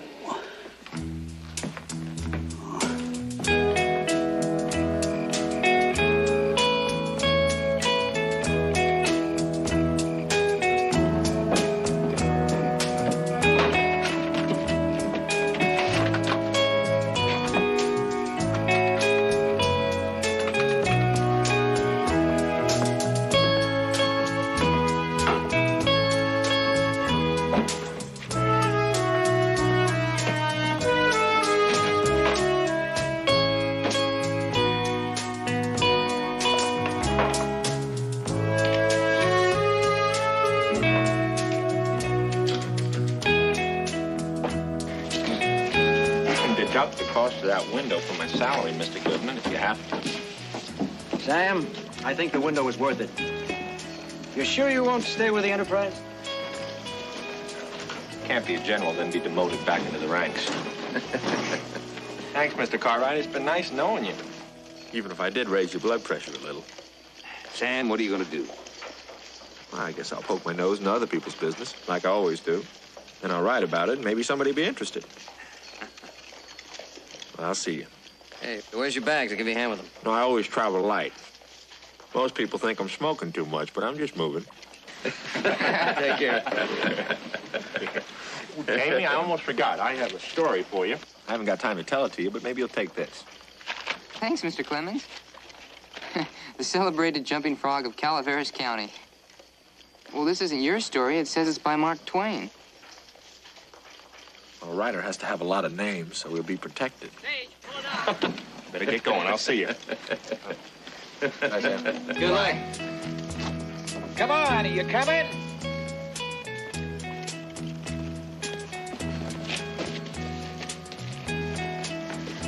Bye, Sam. What?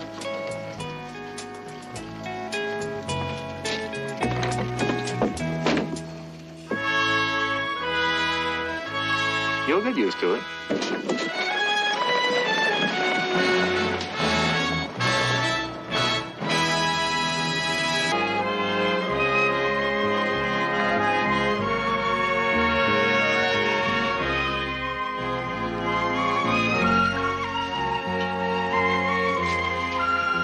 Hey, Pa, I got them all staked out. So let me give you more hand, will you? Okay.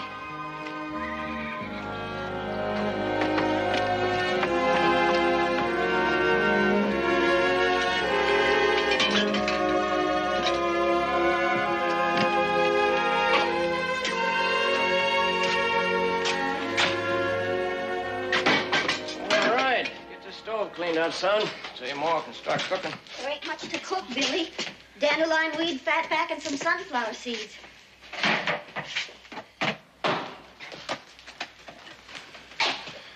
Are you gonna look for a job today? We ain't even moved in yet. You already started on me. I'll get a job when I'm good and ready. I don't mean to pick at you, Billy, but we ain't got nothing left. Nothing. Tommy, you want to go out and get the rest of them things out of the wagon? Yes, sir, Pa. If you don't stop bad-mouthing me in front of that boy, I'm going to slap your teeth loose.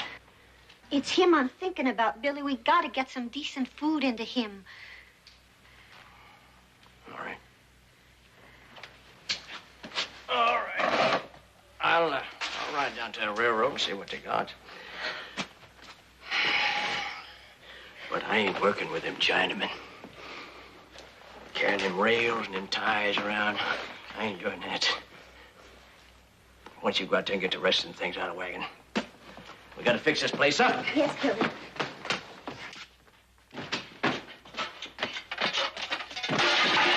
Sorry, Pa.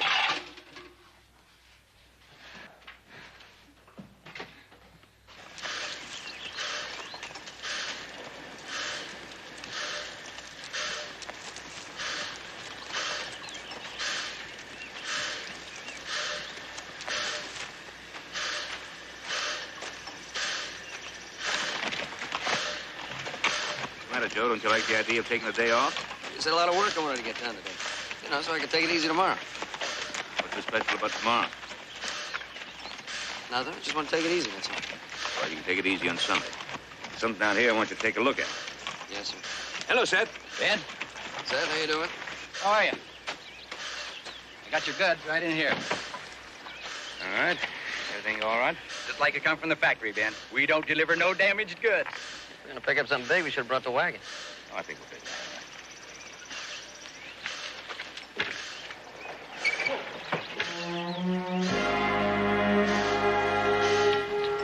Now it's a day early, Joe.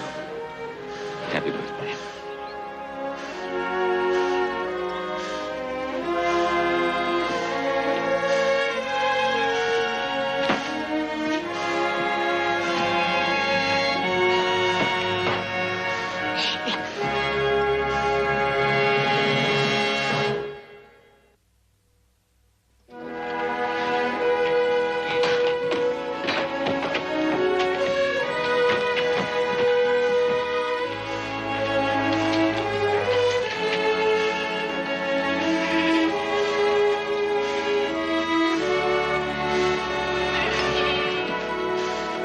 promise I always thought a horse was to ride, but that horse pleasures you just looking at him.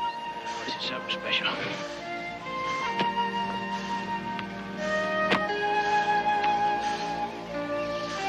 Thanks. You got a car now? All right, I am.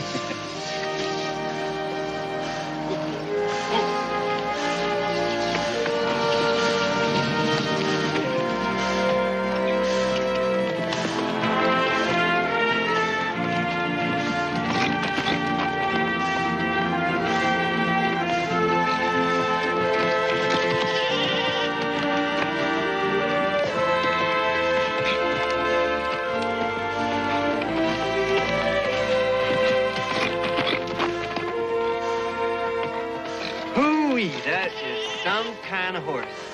Yeah. Papa bought the rich kid a new toy. Well, a lot of horse right here. I'll take it. All right, let's go.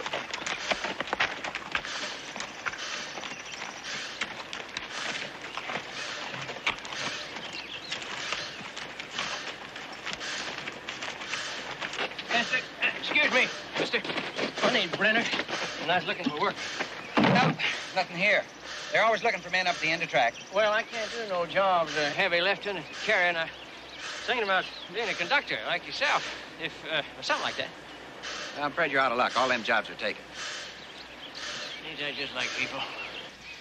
Grabbing all the soft and easy job. You might ask Mr. Cartwright for a job. He's got one of the biggest ranches around here.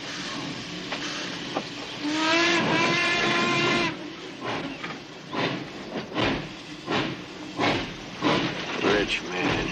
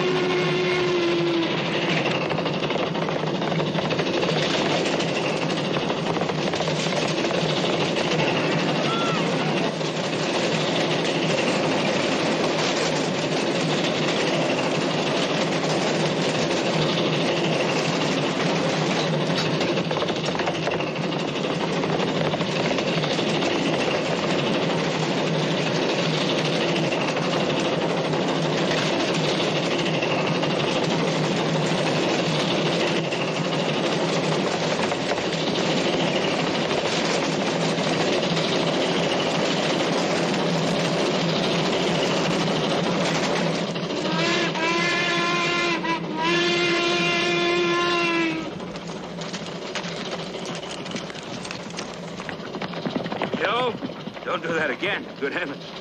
You see him run, Pud? Did you see that horse run? I sure did. Look at him. He's not even breathing hard. He can race that train again right now.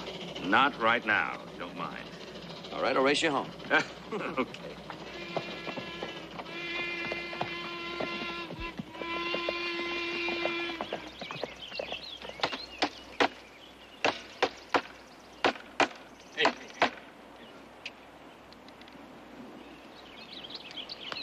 How's it going? I wanted me to come out and check, see how the work was going. He's everything Ben said he was. And more, I think. You know about him? Sure. Gotta give you a lot of credit. You can keep a secret. What's a secret? Everybody in the whole place knew about it. Everybody but you. You know about it? Oh, yeah. Listen, you want me to walk him off till he cools down a bit, or maybe, give him a little... It's perfectly all right. I'll cool him down myself. Thank you.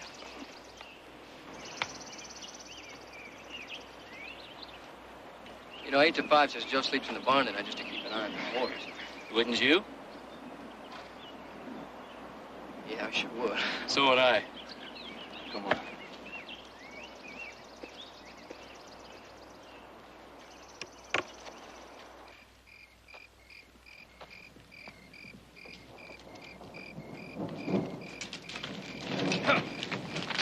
You going to drive your car? Don't you start on me, boy.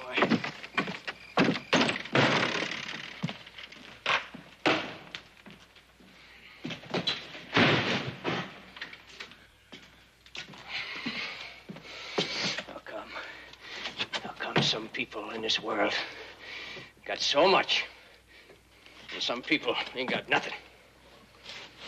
Maybe some people work harder, Billy. I work like they do, and I sweat like they do, and I get just as tired as they do. How come they got so much more than me? I don't know. Maybe some people just stick to it longer than you do. Yeah. Maybe I can't get it because they already got it all, huh? Well, it seems to me that... No, let me tell you how it seems to me. To get something, I'm gonna have to take it. I'm gonna have to take it. Billy, everybody we talked to along the way said there was work up here. Mining, lumber, cattle, railroad... Well, don't you worry about nothing, woman. Don't you worry about that. But I got something in mind. I do. I got something in mind. Well, the sooner you get it off your mind and onto the table, the better off we're all gonna be.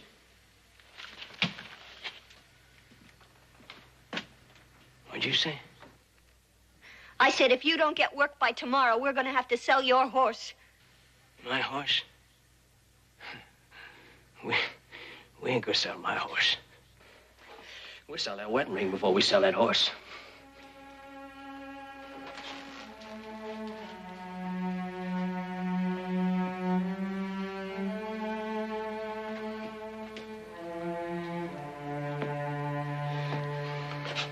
All right, Billy.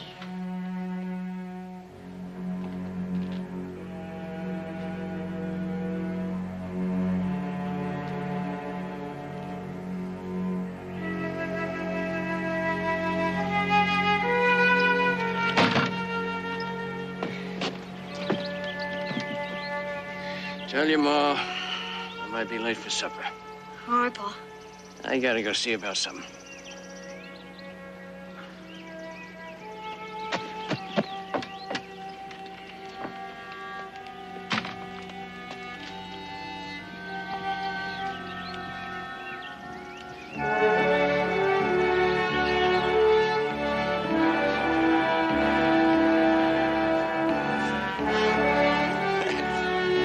Knock my hat off, man.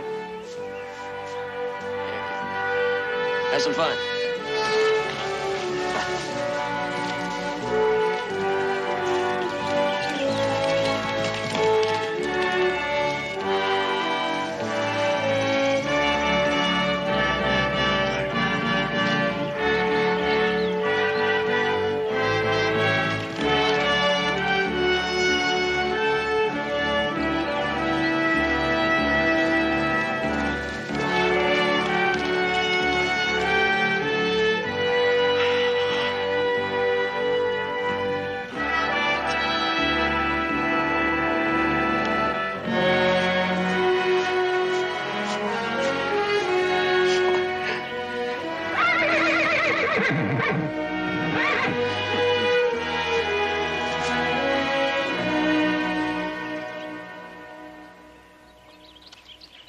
you're gonna rub a bald spot, you keep that up. Hey, Pa, I didn't see you. How you doing?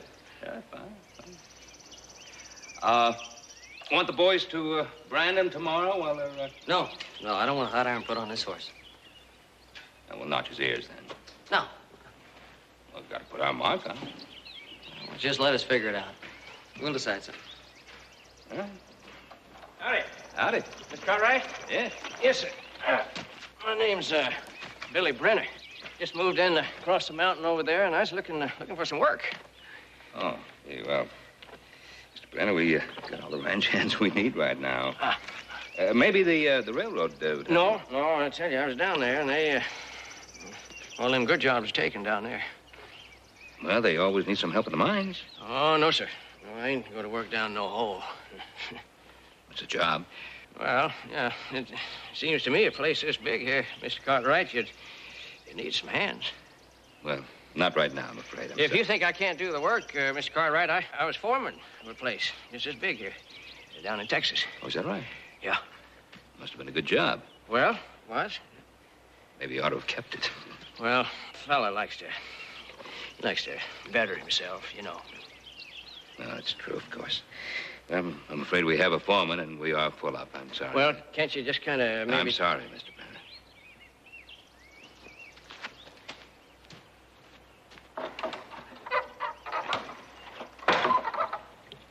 Yeah, no luck, huh? Look, you're welcome to stay and have a bite with us if you want. I don't want no handout from you. I wonder what you'd be doing about now if your old man didn't have all that money. I'd probably the same thing I'm doing now. Good day's work, that's all. The hardest day's work you ever did, sonny boy, was counting your blessings. Rich boy. I want you to do yourself a favor and ride out.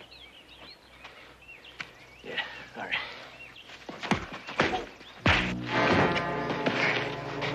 You ain't heard the last of this. Like I said, get on your horse and ride out. Billy Brenner. Ain't a man that soon forgets. Cartwright.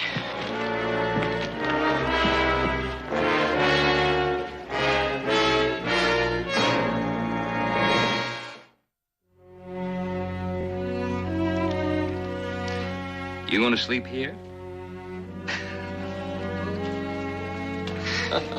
Out in the bunkhouse, the betting 2 to 1, you're going to sleep in the barn tonight. All right. I just came by to see if you might like to have a blanket. A blanket won't be necessary, thank you. Oh, Pa, that's some horse. Glad you like him. Yeah, I remember my father gave me a watch for birthday. I just kept looking at that watch all day. Last thing I looked at night, first thing I looked at in the morning. Of course, I didn't keep the watch in a barn. Okay, I got the hint. We'll sleep in the house. How's that?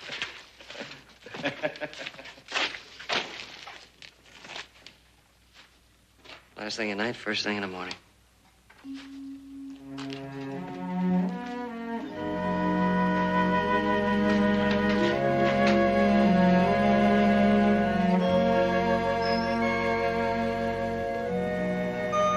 That's one heck of a horse. Tommy?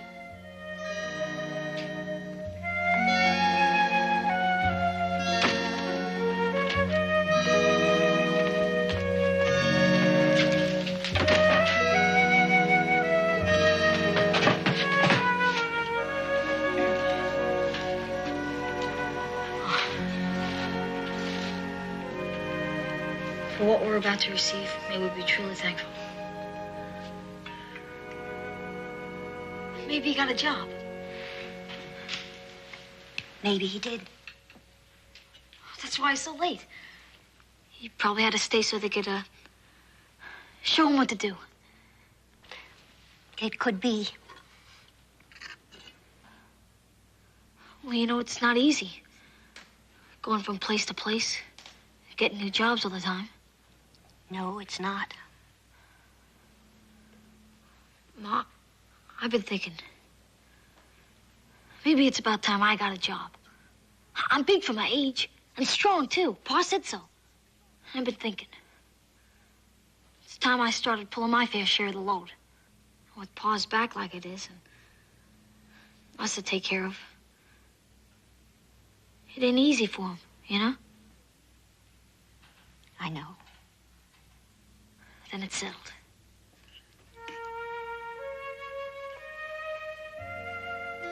What's the matter? I've been thinking. If I had my choice of any boy in the world for a son, I'd choose you. Don't worry, Ma. He'll be along pretty soon.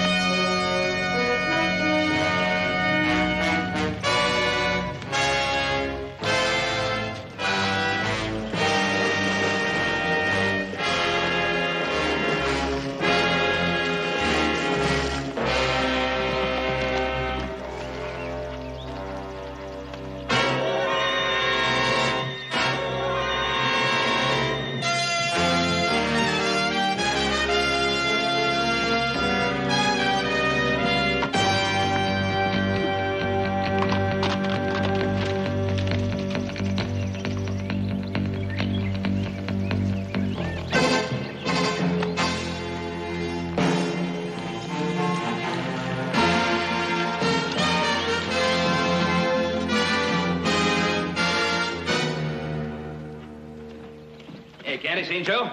Not since this morning. What time was that? Rudder just after sunup. Seemed to be in a hurry to get wherever he was going. Oh, he's giving that stallion a real workout then. No, he was on the piddo.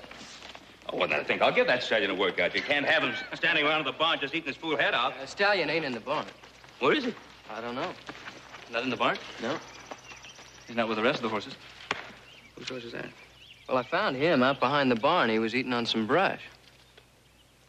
Can't you say Joe left in an awful hurry? Yeah, like the barn was on fire. He didn't even see me. Hey, why don't you and Griff mount up and see if you can pick up his trail, huh?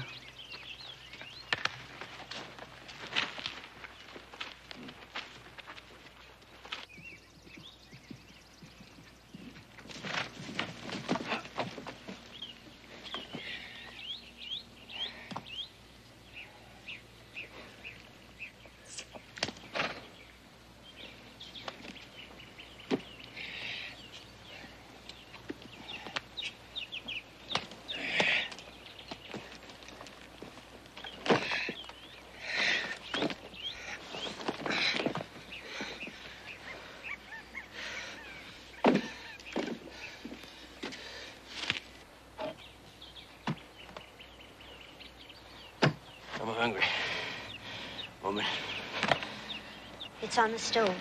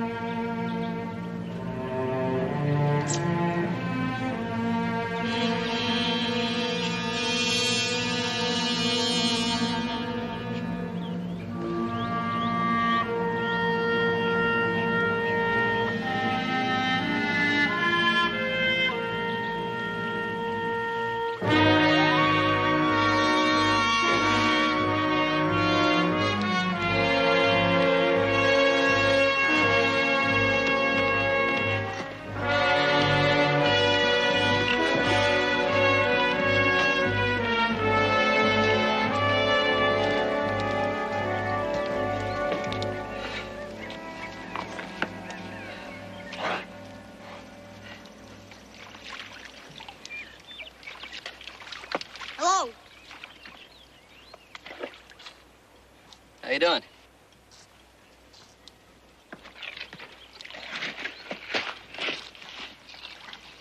Mister, do you know how far it is to town? I'd say about 18, 19 miles that way.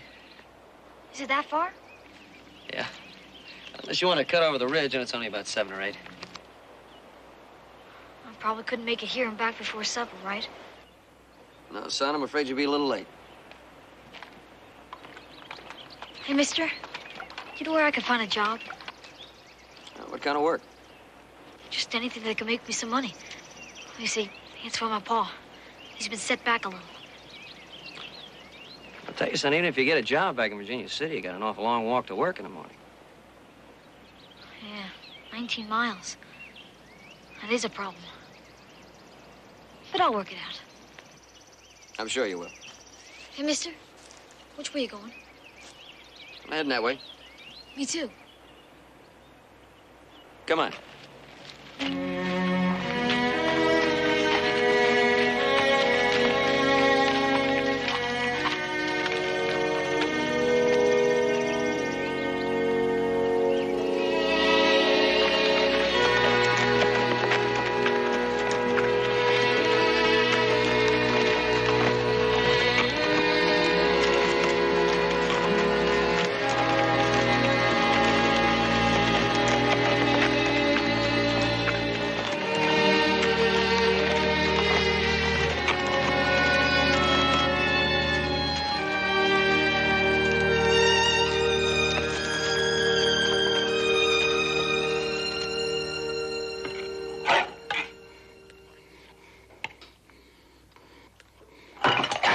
Well, what are you gawking at, woman?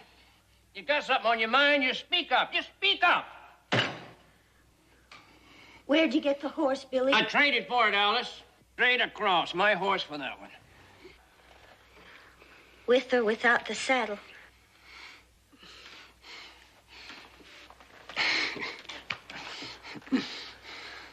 Billy, please. I traded for that horse. Please.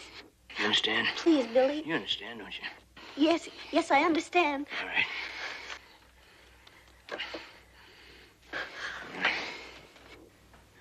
I think our luck's changed, Alice. We're going to sell that horse. And we'll go to California, Alice. Maybe. You like that? You and Tommy and me? On the way out there, I'm going to buy some land, maybe. Get a new start. I'd be my own boss, Alice. Just you and me and Tommy. Nobody'd ever tell me what to do ever again.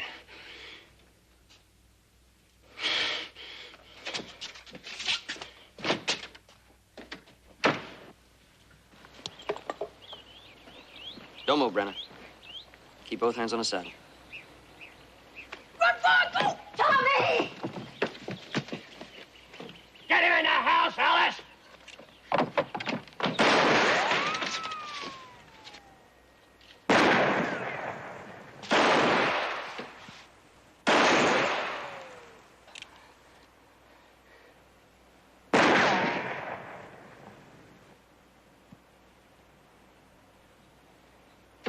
Stay down! I need help!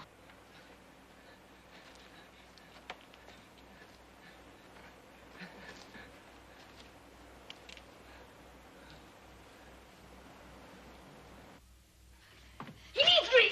Tommy! Ah!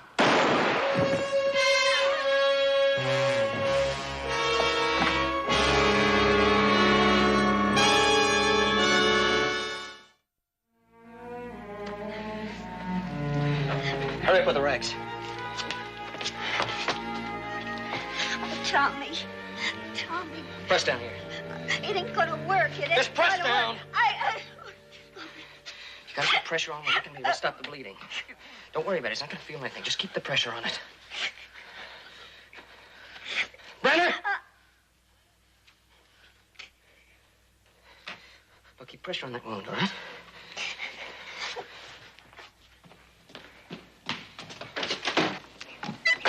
Brenner, get in the house. Have your watch. I'm going to get on board, Doctor. You put your boy on that horse, you'll kill him. Yeah, and I'll get a doctor and bring him out here. I'll get the doctor. Go in the house, boil some water. Keep the wound clean. Well, it's 20 long miles back to that town. Gonna pick over the ridge. I've seen 7 or 8. There ain't a horse alive can climb that ridge. Just let me worry about the ride. You take care of your son. Go on, move. Go on inside. Come on.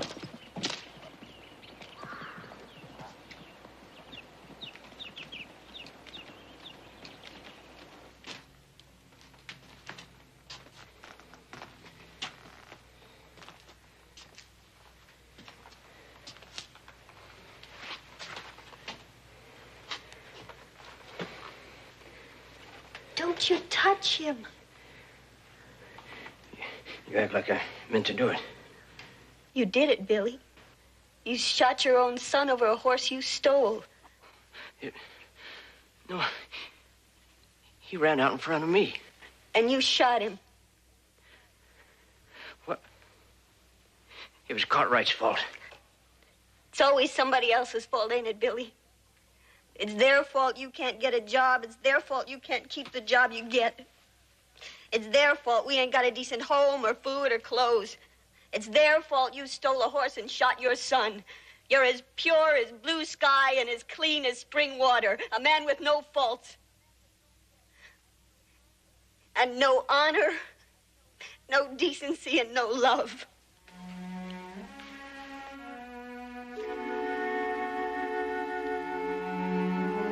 All you had in this world was a boy who showed some promise of becoming a man. And you damn near killed him.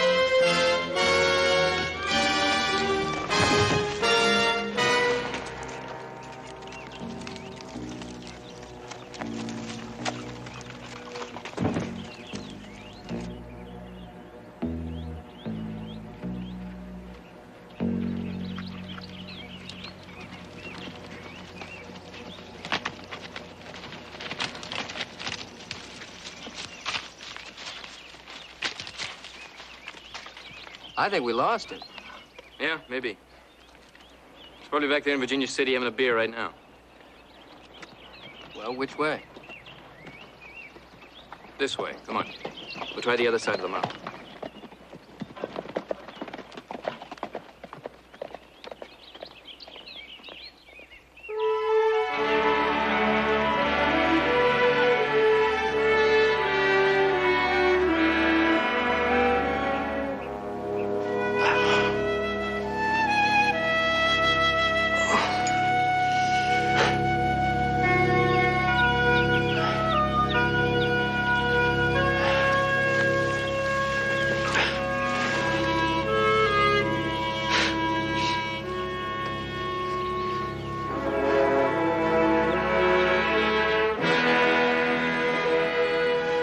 Make it, so can I.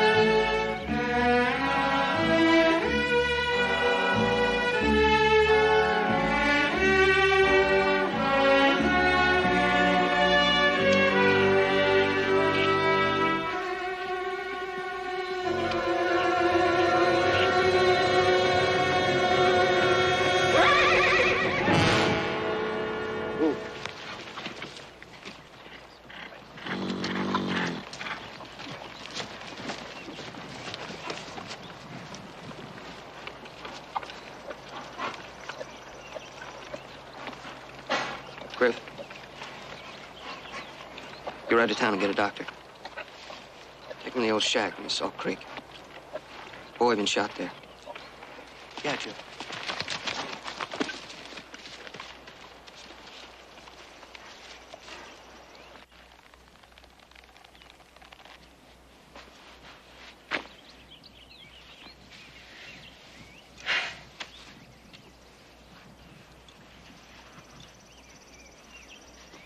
You should have seen him. Just ran his heart out.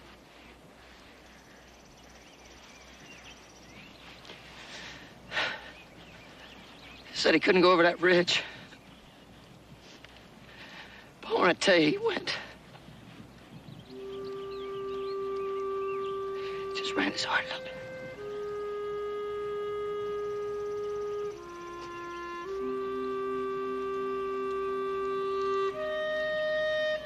Just one hell of a horse.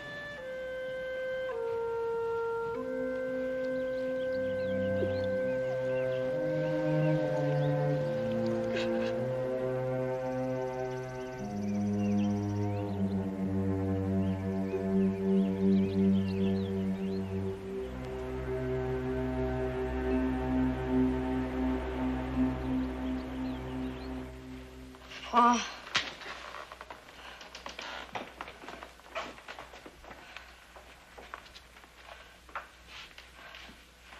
You all right, Pa?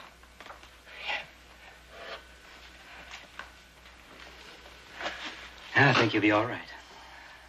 It's up to you now. Keep him in bed, keep him covered. And every time he wakes up, put some good food in him. When I say good food, Mr. Brenner, I don't mean fatback and greens. I mean something to keep his strength up.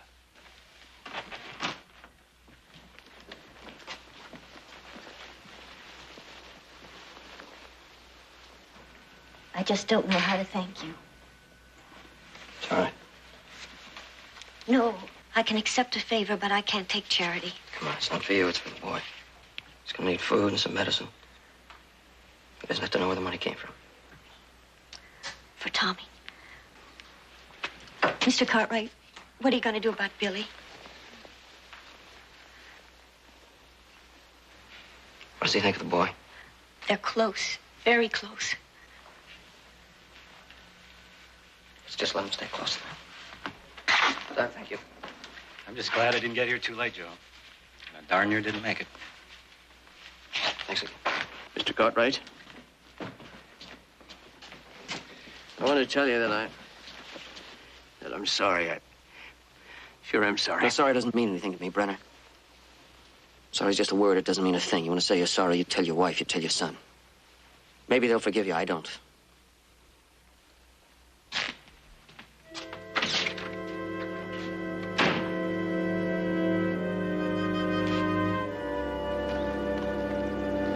The boy's gonna be all right.